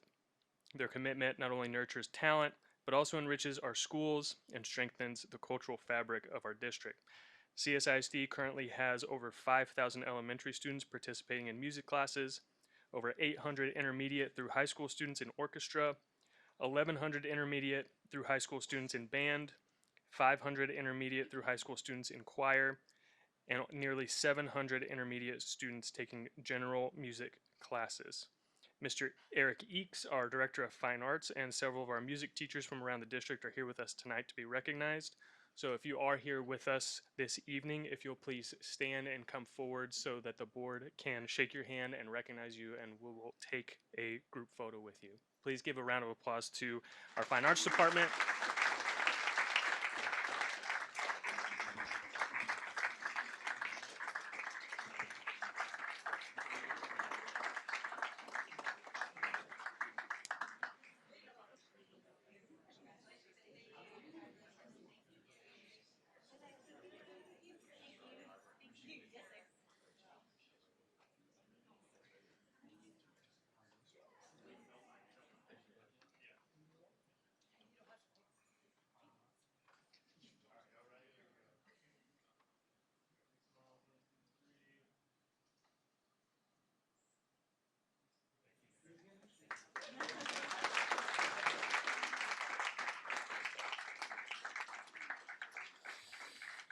Our finance department also had another recognition this summer. CSISD was recognized as a district of distinction by the Texas Art Education Association for the 6th consecutive year. CSISD received this honor for providing a well-rounded education that advocates and integrates visual arts curriculum to inspire creativity and build social emotional learning that connects learners to their community and beyond. CSISD is one of 109 districts out of 1,200 that met high standards and will receive this outstanding honor. This places CSISD in the top 8% in art education statewide. We also have some of our art educators here with us this evening, so if you guys would please stand and come forward so we can congratulate and recognize you as well.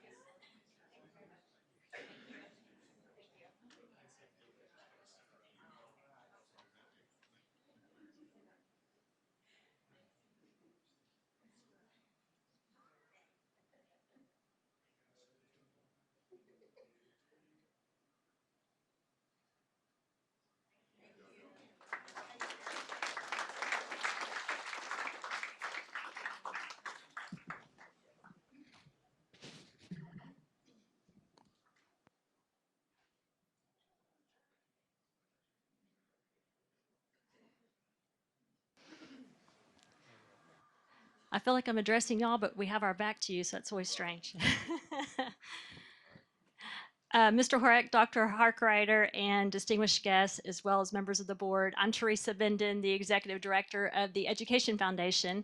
And tonight, along with our board president, Gary Brown, we are honored to recognize Daly Company and its owner, Chris Daly, for their incredible commitment to our mission. For the past 9 years, Daly Electric, or sorry, y'all used to be called Daly Electric. It's hard to change that. Daly Company has proudly served as the title sponsor of our employee giving campaign. Their generosity makes it possible to provide the incentives that inspire and thank our employees who support the Education Foundation each year. This evening, we are pleased to present this check for $79,368 to Dr. Harkrider, and this represents half of the funds that are personally donated to the foundation from our teachers and staff, which is very humbling to think that our own staff has done such a great job of supporting the foundation. These contributions will be given back to the schools to be used where they are needed most. On behalf of the Education Foundation, we extend our deepest gratitude to Chris and the Daly Company for their unwavering support and commitment to CSISD students and staff. Thank you.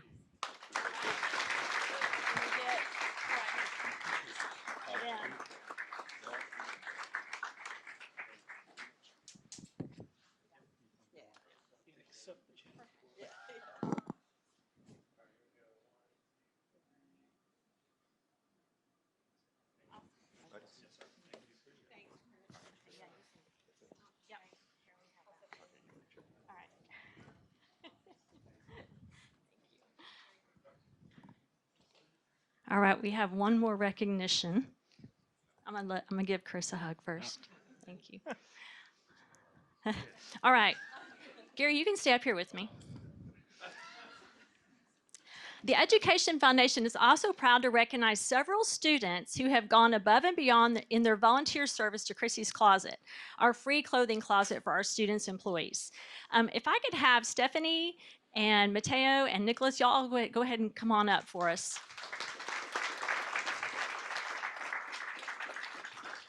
So I'm going to start with Stephanie.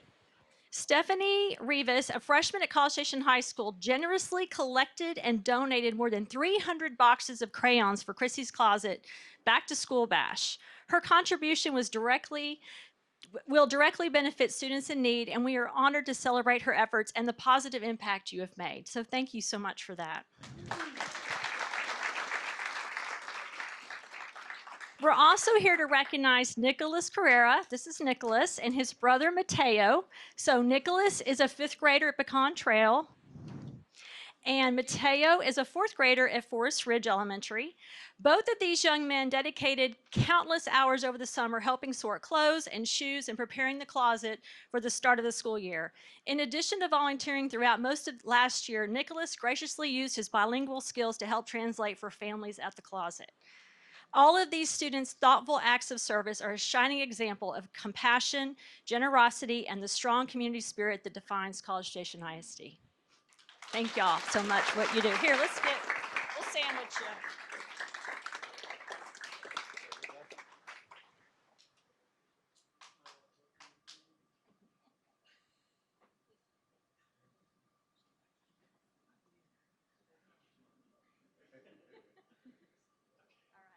Thank y'all so much.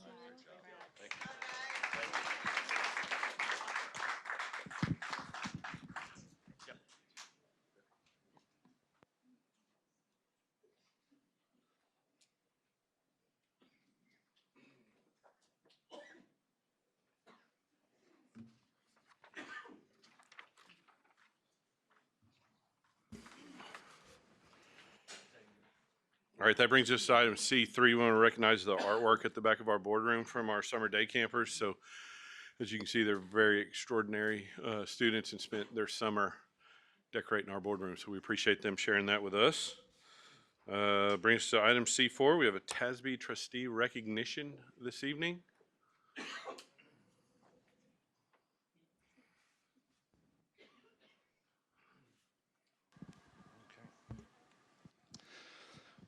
Mr. President, fellow trustees, Dr. Harkrider, and most importantly, members of the College Station ISD community, good evening, and thank you for allowing me to be here.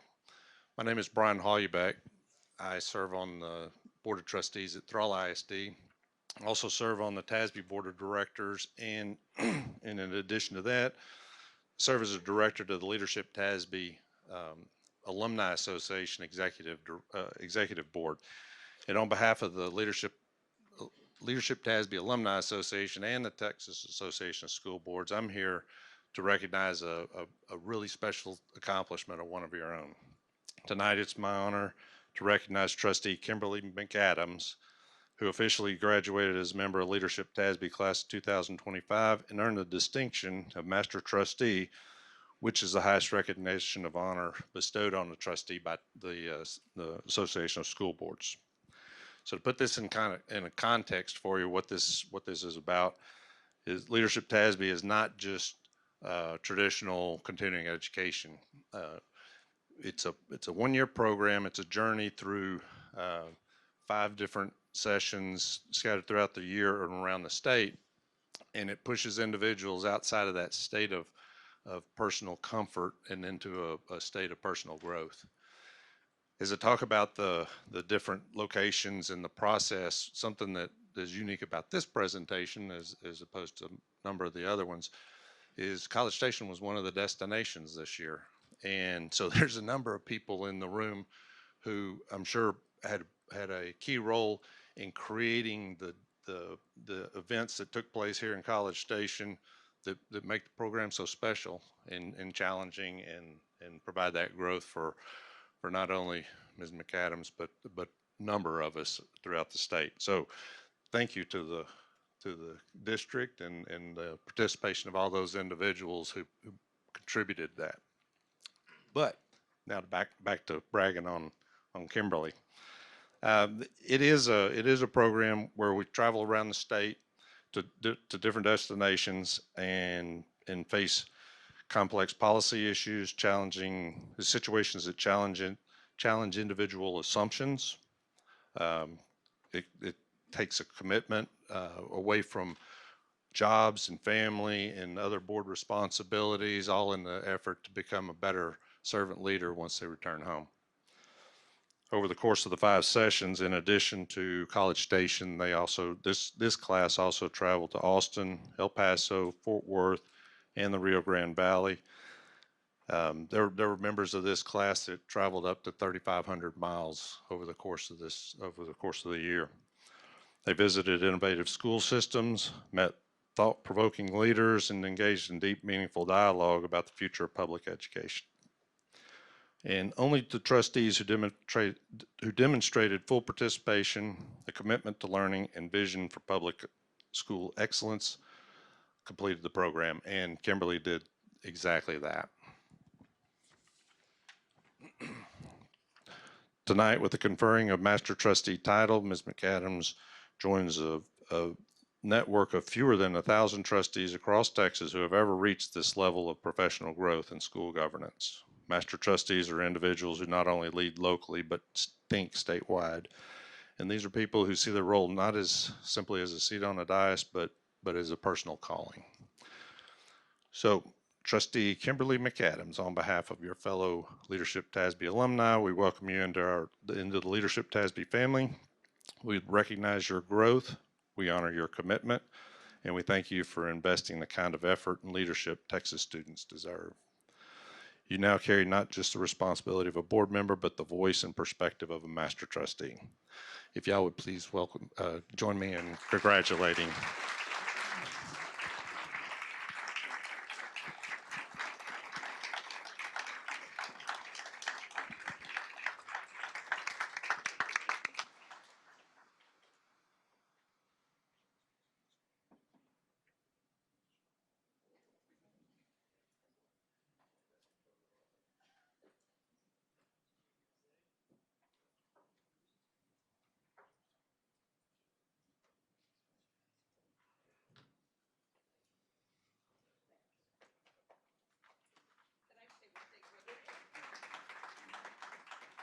I'm not going to take it much more time, but I do want to say thank you to our district for allowing me to do this. Thanks to Mr. Horak and Dr. Harkrider for both supporting me doing this effort. And again, thanks to our whole district who welcomed our whole class here. It was a wonderful growth experience. And it's just, there are so many people out there across this state who are fighting for our public schools. And that's what it was all about, really, and learning how to be a better board member so we can continue to have better school districts and support all our students. So again, thanks to TASBY for the recognition, but also for the program. So thanks.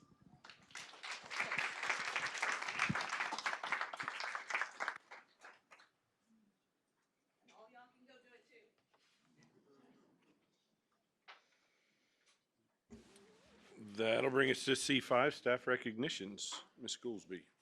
Good evening, Dr. Harkrider and Board of Trustees. I have the opportunity and the honor of welcoming and recognizing new team members across the district in their new roles. We'll begin with our new APs that are assuming roles across the district. Mr. Hayden Bell is the new AP, one of the new APs at College Station Middle School. He comes with 8 years of experience in education, and he is coming from a social studies position at A&M Consolidated, where he was also a coach. I would like to thank Mr. Ryan for giving me this opportunity. I'd like to thank Ms. Elder and the rest of the staff at A&M Consolidated for helping prepare me for this. And lastly, thank my wife and children who aren't here today because it's bedtime for the littles. So we're not throwing that off. Sorry, guys.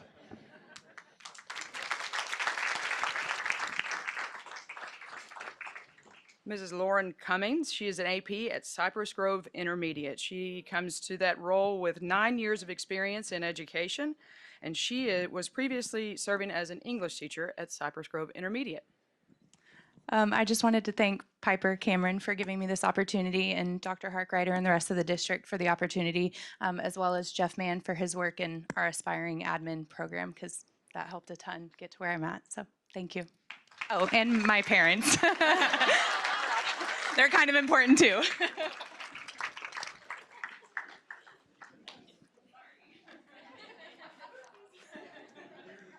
Mr. Jeremy Dockin, he is assuming a role as AP at College Station High School. He comes with 10 years of experience in education, and he previously served as a chemistry teacher at College Station High. Awesome. Thank you, guys. Wanted to big shout out to Justin Grimes over there and the team of 6 for all the hard work we've already put in this year. I'm joined by my beautiful bride, Ashley, who is going on her 9th year in the district, 6 years at South Knoll, and starting her 3rd year at Greens Prairie. And yes, this will be my 10th year. All of years spent at College Station High School. Cougar Pride.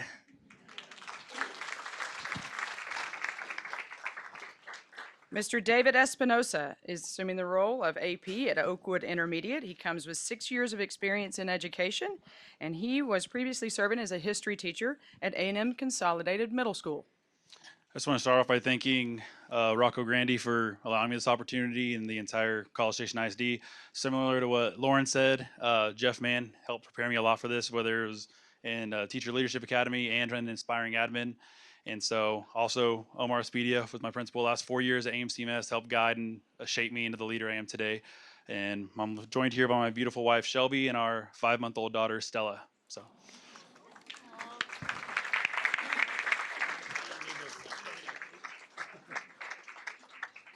Mrs. Allison Gilmore, she is assuming the role of AP at College Station Middle School. She comes with 23 years of experience in education, and she's coming from Oakwood Intermediate, where she previously served as an instructional coach.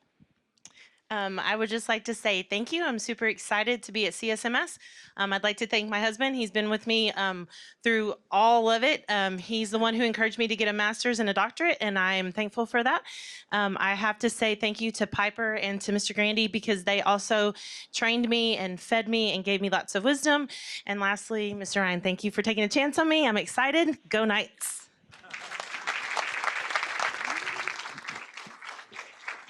Last but not least, of our APs joining our new staff, Mr. Joseph Sledge. He is an AP at College Station High School. He comes to College Station High School with 18 years of experience in education. He comes to us from Bryan ISD, where he previously served as a special education teacher. So I just want to say thank you to Mr. Grimes for the opportunity and the school board for letting me have an opportunity to do this. Excited and just ready for the new change. So thank you very much.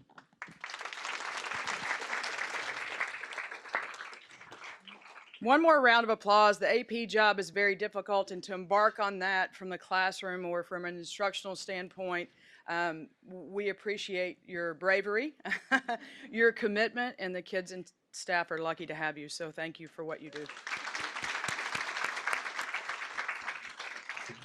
Our last recognition is a new team member at Central Office. She is our new Community Engagement Coordinator, Mrs. Melanie Ward. She comes to us with 15 years of experience in education and community engagement. She began her career as a teacher at Forest Ridge Elementary and has served in various roles supporting the public education in the nonprofit and private sectors. She comes to CSISD from Capturing Kids' Heart in the Flippin' Group, where she served as a leadership development strategist, and she is also a Consol grad class of 07. She is known for her natural connections with and has a track record of turning ideas into action, enhancing communication across stakeholders, and bringing energy and clarity to every initiative. Welcome, Melanie. Thank you. Welcome. Well, thank you so much, y'all. I am so excited. Obviously, we are very excited. I grew up here. I was born and raised here. My mom was actually the counselor at Rock Prairie for like over 20 years. And so I was raised in the Rock Prairie office, essentially. Okay. We're just gonna, yep, we love it. Okay. But truly, you know, after high school, it's just like, oh my gosh, I could not wait to get out of my hometown, you know, like, are you going to A&M? No, I want to get out of my hometown. I want to go explore all the places. But you know what's so funny is that what I realized is, number one, there is no place like home. And number two, there is no place like College Station. I tried to run away from it. And what I realized is this is the best place. This is the best people, the best town. We have such good schools. I mean, I was raised here by chance, but I'm raising my children here by choice because it is such a good school district and it's such great people. And so I am so excited to get to just bridge the gap between the community and the school district. And I know how hard teachers work and how hard staff works. I've heard it say once that students are like the seed, and teachers and admin and all of the school staff are the water, and then the community is the sunshine. And so when all of that is together, that's when students thrive. And that's why we're all here today, is because we love kids.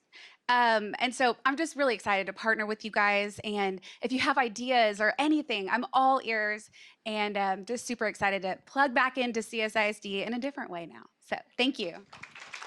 Oh, and this is my family. Sorry. Should have said that. So sorry. This is my husband, PC.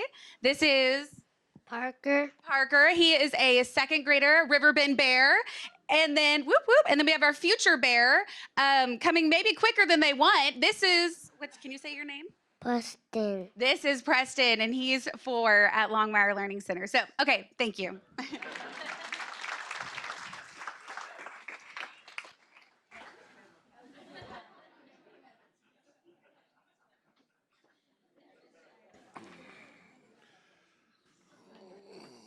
All right.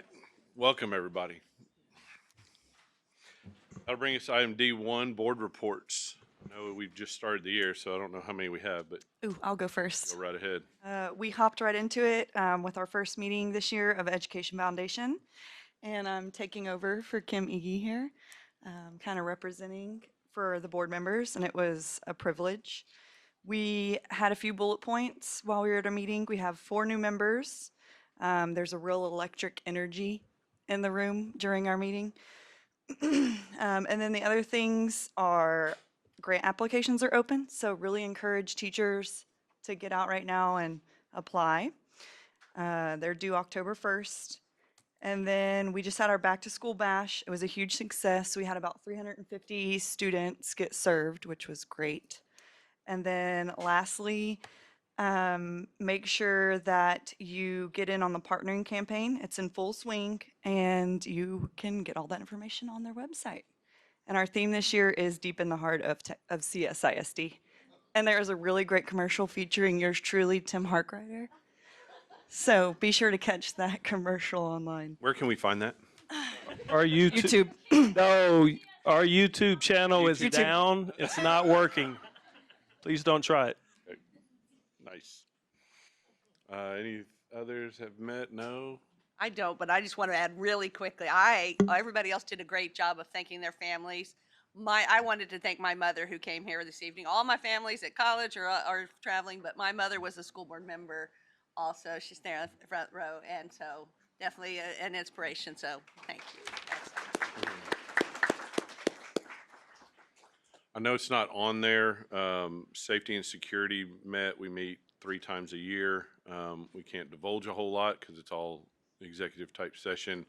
But Ms. Boudreau is doing a phenomenal job making sure she and the district are up to date on all the new safety regulations and unfunded mandates, because I think that was a very popular word in the meeting.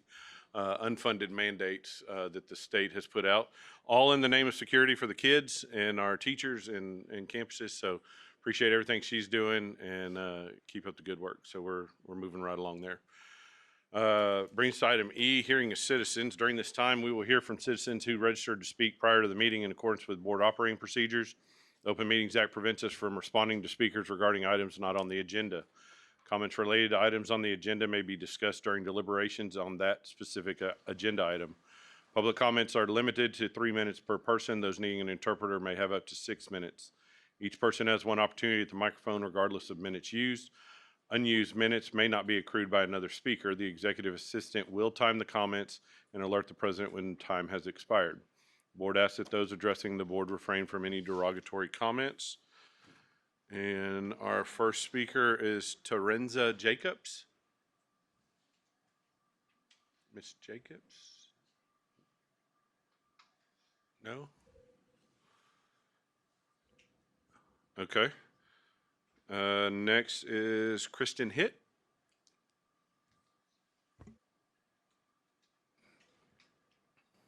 Right there in front. Yep. Good evening, Dr. Harkrider and board members. My name is Kristen Hitt, and I'm here to speak on behalf of our small but special community of Williams Creek Lake Estates regarding the elementary rezone proposals. I would love to share how our second grade daughter, Cora, who attends Pebble Creek, has demonstrated relentless bravery in overcoming daily battles with anxiety and who always extends kindness to others. About our first grader, Emery, who is affectionately described as the mayor of PCE and has been recommended for GT testing this year. Or how excited we are to have our youngest Monroe join her big sisters in 2 years. While these are deeply personal stories to me, I acknowledge the weight of the decision in front of you. I understand there are hundreds of kids just like ours that fall across the maps you have stared at for many hours. No matter which way you choose, someone will be affected. As board members, I respect that you have to separate feelings from facts and make decisions on facts alone. Pebble Creek has a population problem. Our school is over capacity and trending to have increased enrollment numbers over the next 5 years. Tonight, I will present several important facts to you, and I'm confident 2 key truths will be clear. One, that our community of 25 school children is not and will never be the contributing factor to capacity issues at Pebble Creek. And 2, Williams Creek Lake Estates needs to remain zoned to Pebble Creek, not just for now, but in the future as well. The first lot at Williams Creek Lake Estates was sold in October of 2016. Our neighborhood tops out at 97 lots with no plans for expansion. Of the 97 lots, 68 have established homes. Of the 68 homes, only 15 have elementary age children in attendance at Pebble Creek, for a total of 25 kids, a mere 22% of our neighborhood. Southern Point opened to the public in April 2019. An article titled Demolition of Texas Speedway states that by March 2020, less than 1 year after opening, Southern Point had already built 150 home sites, 53 more home sites than the entire Williams Creek Lake Estates community, and that was just Southern Point's first phase. Southern Point now has over 2,000 home sites, a number that is proudly boasted on their website. Should you apply the same 22% reflected by our own neighborhood to Southern Point, it equates to 440 elementary children, with the potential to grow exponentially in the next 5 years. Southern Point clearly needs their own elementary school, not just for the betterment of their community, but to provide relief to class sizes and allow for effective learning to continue at Pebble Creek. We are grateful that you are heavily weighing Proposals 6 and 7 for the elementary rezone, both of which keep our neighborhood and Southern Point at Pebble Creek. But if you are truly seeking a long-term solution to address overcrowding, I would implore you to ask yourselves, when and where did the issue of capacity at Pebble Creek truly begin? Based on the facts, it did not start with our 25 children, and it won't be resolved by moving them out now or in the future to Creekview. It is with the utmost respect and urgency that I ask the board to keep Williams Creek Lake Estates zoned to Pebble Creek and to consider the capacity implications should you keep Southern Point there too. Thank you. Thank you. Carly Bumball. Did I say that right? Yeah. Did I say that? Yeah, right here. Wait, say it again. Carly Bumball. Yeah. Sweet. Good job. All right. 17 minutes, 2 additional traffic lights, 3 more stop signs, and 1 extra school zone. Those would be the new obstacles our small neighborhood of Williams Creek Lake Estates would have to navigate in order to attend Creekview Elementary School in the newly proposed elementary rezoning under Plans 1 and 5. Good evening, board members. My name is Carly Bumbaugh, and I'm here on behalf of the Williams Creek Lake Estates community to voice our support to keep our community zoned to Pebble Creek Elementary School, where our average commute time is 5 minutes. As a lifelong resident of College Station and a product of the school district, I take great pride in this community. I have fond memories of the dedicated teachers, attentive principals, and selfless board members who continue to strive to make College Station ISD the best possible school district for my children. When I was 9 years old, because of rezoning, I was pulled away from my beloved Rock Prairie Elementary School to attend my 4th grade year at Pebble Creek Elementary. I was devastated to have to leave behind some of my very best friends, but I eventually learned to understand the impact that neighborhood schools have on a family's lifestyle. Because we were blocks away from my new school instead of miles, I could ride my bike to school. My mother could be an active school volunteer, and I had time to participate in various UIL after-school programs. This was all made possible because the distance to my school was a short and easy route from my home. Many public schools across the state agree on the importance of having a short commute from home to school. In fact, according to the U.S. Department of Education, the average distance between an elementary school and Houston ISD is just 1.1 miles. Right now, Williams Creek Lake Estates is 2.6 miles to Pebble Creek Elementary and 5.1 miles to Creekview Elementary. With the school day starting at 7:40 a.m., this potential change would not only create a more cumbersome commute for caregivers, but it would also require an earlier than usual wake-up time for young children who already have a long school day. Board members, I want to clearly state that attending Creekview Elementary School is not the problem.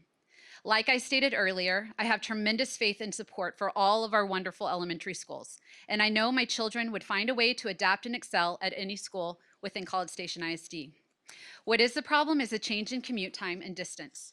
No parent should have to pass one school to get to another school at the elementary level, where community is essential. Before passing the new boundaries, I would challenge you to think of our small Williams Creek neighborhood with fewer than 25 students. While we celebrate the potential zoning of Plans 6 and 7, where we would stay at Pebble Creek, it is not lost on us that these zoning routes are simply short-term band-aids that don't necessarily keep us safe for the long road. Our neighborhood is fervently requesting to remain in place, as our presence will not contribute to the overpopulation concerns at Pebble Creek Elementary. Thank you. Thank you. We're gonna have to back up because we had so much in the front that I completely skipped over Dr. Harkrider's update. All we did was start school, so I guess you can talk about that. I mean, Started school last week. Thank you. No, I want to take just a quick minute and brag on our teachers, paras, students, administrators, and teaching and learning team. Our 24 and 25 preliminary star scores were released last Friday, and they do not define who we are and what we do as a school district. However, the hard work that our kids put in, along with our teachers and staff, deserves a celebration. And so I want to recognize some accomplishments at the campus level. Campuses have the opportunity to receive what they call a distinction. There are 7 different categories, and each campus is given a comparison group of 40 other campuses across the state that look like them. Same economically disadvantaged kids, same makeup, same student group makeup, and then they're compared 1 through 40. And to get a distinction, you have to finish in the top 10 of those 40 campuses. So in 2023, as a district, we received 21 distinctions. Our first year as a team here in 24, that number went to 37 distinctions. And in 25 that we just finished, we had 49 distinctions across our school district. And I just cannot thank our team enough. We made some changes that came with some learning curves and some growing pains, but our kids and our staff responded. They did an absolutely wonderful job. And to get you into comparison, 31% of campuses across the entire state improved on STAR scores from 24 to 25. 79% of the campuses in College Station ISD improved from 24 to 25. So I just want to take time to recognize our staff, our administrators in the room, the teachers. Your work does not go unnoticed. There's a reason why we're a destination district, and this type of work and productivity shows what you're capable of, what our kids are capable of. So I just want to tell you thank you. It means a lot, and it's the reason why we have this amount of support. We've got great teachers, great kids who love, and now we've got great results. So thank you.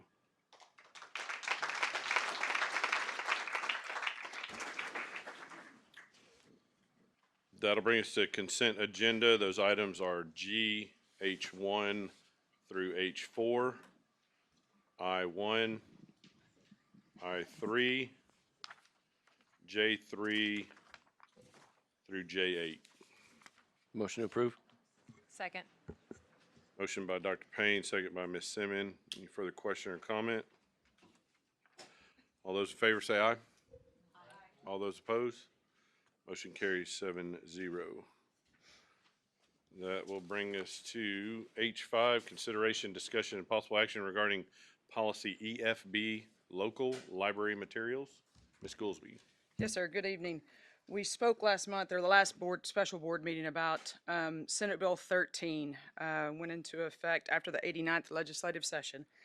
And it stated that school boards may establish a SLAC committee, a school library advisory council. But it does not have to unless 10% of the parents enrolled in the school district, or 50 parents, whichever is fewer, petition for the formation of the SLAC. We can be in compliance with Senate Bill 13 without a SLAC committee, which allows librarians to determine collections but also provide public viewing, ensures parents notifications of student checkouts, and now it would also require board approval on all purchases. So this is an update for EFB Local that Mrs. Hester worked collaboratively with our librarians. They gave feedback. You know, the recommendation, if we look at all our experienced librarians across our district that we honor and recognize, you know, it's something that they do take pride in every day. You know, it would be our recommendation to the board for you to approve option 1 without a SLAC committee. This would not establish unless, again, that threshold was hit for 10% of the parents or 50 parents, whichever is fewer. So that would be the recommendation that the College Station Independent School Board approve policy EFB Local as presented, and this is option 1 without a SLAC committee. A motion to approve is presented. As discussed last time, support our librarians. Don't want to slow down the timeline or give away the rights for them to purchase, acquire books. And again, we want to give books to kids that they want to check out and they want to read, and this allows them to do that. So absolutely recommend this. I'll second.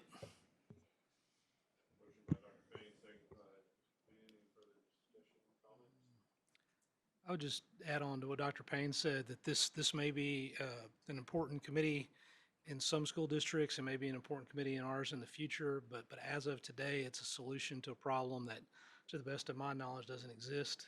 And so instead of adding all these additional steps and burdens to the staff and so forth, I would, again, vote to not approve, not create the SLAC at this point. Am I correct? We have the motion. Does it have to be read, since it's a Senate bill, does it have to be read as recommended, or is it okay in the way Dr. Payne presented? Are we okay on that? Yeah, we are. Okay. It's an either or, and you choose to approve the policy and As don't pres- take the action to form. Just making sure. Okay. Any other comment, question? All those in favor say aye. Aye. All those opposed? Motion carries 7-0. Bring us to item I2, consideration, discussion, and possible action related to adding a provision to the District of Innovation DOI plan. Schoolsby. We spoke about this in workshop, but this is about Senate Bill 12 that goes into effect September 1. Our attorneys sent a client update on August 8th. They sent it to all their clients across the state and gives us the option to actually be exempt from these new guidelines of grievances, and we can add that into our DOI plan. And so some of those, this Senate bill would allow us to stay with the current grievance process that we have within the district. Those new guidelines would provide days, like currently we're 15 days you can report an incident and grieve that. This new bill would give 60 days. The concern is that if we're 60 days into a concern, that evidence, that data, those investigations at the campus level, that's going to be a struggle. It also cuts out the administrative piece at the campus level. That means parents can circumvent the campus and come straight to central office. We know that our teachers and our administrators have the details, have the concerns, address it immediately, and it is a collaboration throughout meeting concerns from parents and fulfilling grievances to the most efficient way possible. If you look at the timeline, it also could delay parents getting their concerns and grievances heard. The current policy that we have expedites, and it does not prolong. You also have access to the administrators throughout that process.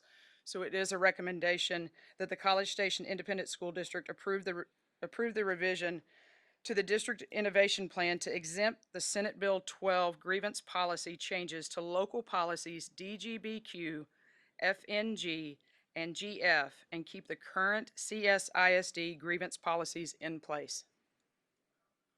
I move to approve that the College Station Independent School District approve the revision to the District of Innovation Plan to exempt the Senate Bill 12 grievance policy changes to local policies D, G, B, Q, F, and G, and GF, and keep the current CSISD grievance policies in place.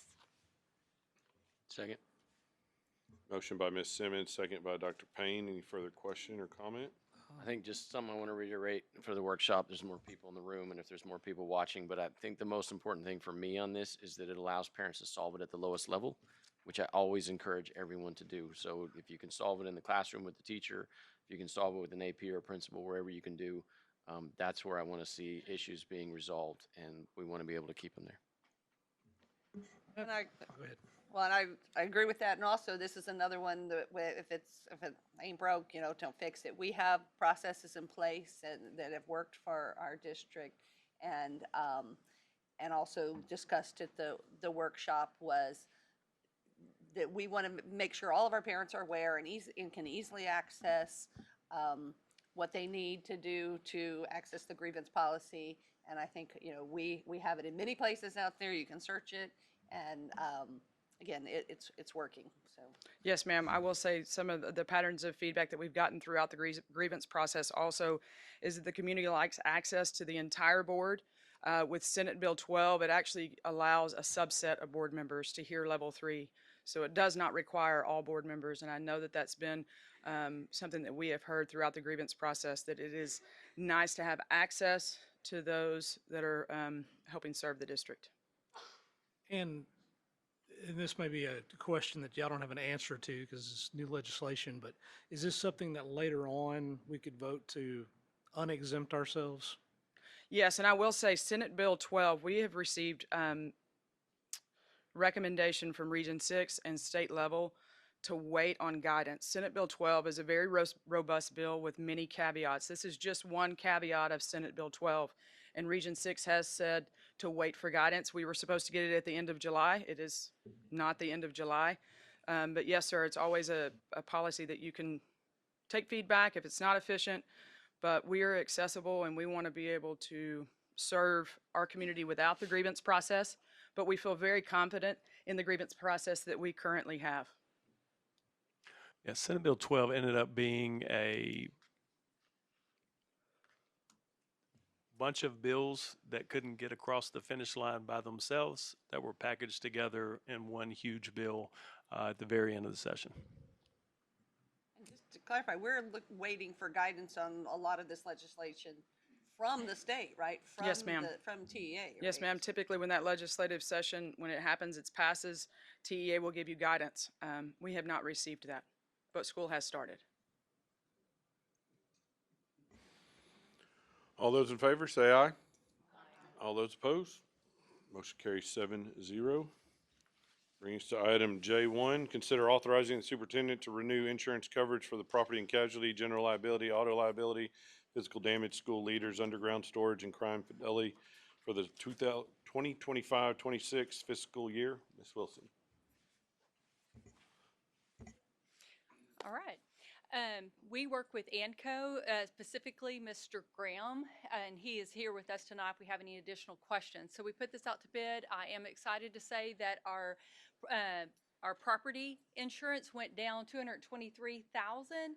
However, our total insurance went down $166,000. So that's our total savings for property and auto, educator's liability, and then just your general liability.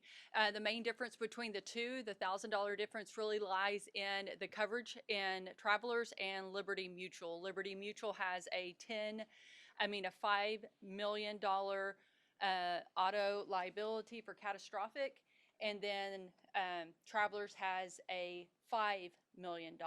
However, Liberty Mutual has a $10,000 auto liability deductible, and Travelers is not included, so they don't have one. And we know from our accidents that when you're driving big yellow buses, you kind of swipe things every once in a while, and so we feel like we need to not have a $10,000 deductible that was provided through Liberty Mutual. So it would be the administrator's recommendation. Sorry, Mr. Simak. It'd be the For the record, that gate never should have been there. That gate never should have been there. It would be the administrator's recommendation to go with traveler's renewal. And then, of course, we layer our property.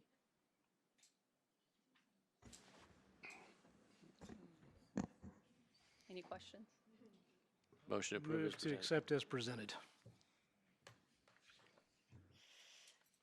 Got a motion by Mr. Ben. Second. Second by Dr. Payne. Any further questions, comments? All those in favor say aye. Aye. All those opposed, motion carries 7-0. Just that it's exciting to actually have insurance go down even a tiny bit. Yes, 166,000 to me is huge. And then property going down to 23. They say the market has softened, but I know someone that would disagree with me. So I'm just full of it tonight, I think.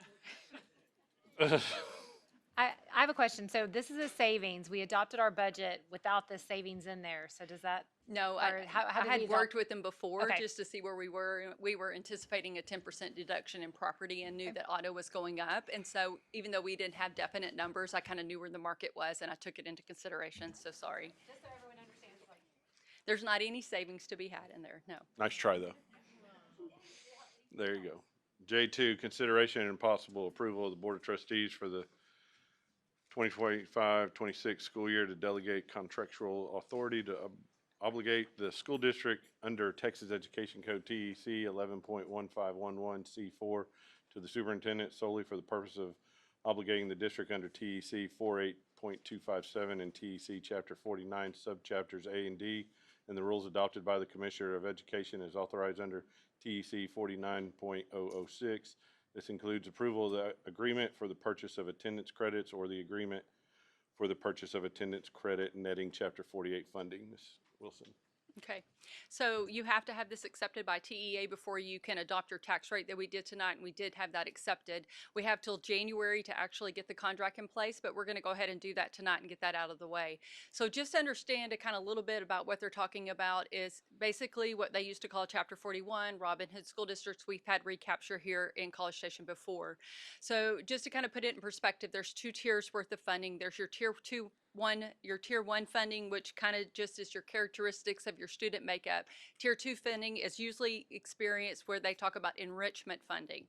So we talked about this earlier tonight. Your tier 1 funding is basically set by TEA. It is your maximum compressed rate. That became this adopted tonight at 6163, and with the 8 additional golden pennies that have to have a yield of 129.52.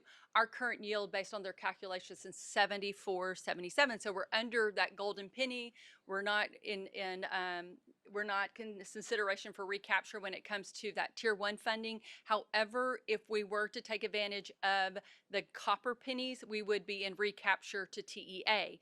And because this has to be adopted before we adopt our tax rate, before we do anything else, basically what they're doing is doing a safety net to say if we were to go get those copper pennies that we would understand and we would have a contract in place before we did that. So that's what we're trying to do tonight. It's just something that is required by TEA so that we all understand, and then we give Dr. Harkrider authority to make a contract with TEA in case we were to go into recapture. Does that make sense? Like I said, it goes to the balancing act again. We showed this earlier tonight. We talk about recapture. It's just that the amount that spills over that cup, if we were to go into that second part of the tier 2 funding, the copper pennies, we would go into recapture. That amount would have to be sent back to TEA, and we would have to establish how that we would do the credit netting, basically. So if everybody is in agreement, this is the exact motion we have to make tonight. I move that the Board of Trustees for the 2025-2026 school year delegate contractual authority to obligate the school district under Texas Education Code 11.1511C4 to the superintendent solely for the purpose of obligating the district under TEC 48.257 and TEC Chapter 49, subchapters A and D, and the rules adopted by the Commissioner of Education as authorized under TEC 49.006. This includes approval of the agreement of the purchase of attendance credits or the agreement for the purchase of attendant credit, netting Chapter 48 funding. Second. Did I get my numbers right? Yes, sir. Yes. Motion by Dr. Payne, second by Ms. Simmons. Any further question or comment? All those in favor? Aye. All those opposed? Motion carries 7-0. Thank you, Ms. Wilson. That'll bring us to adjournment. Thank you all for being here. Have a great rest of the week.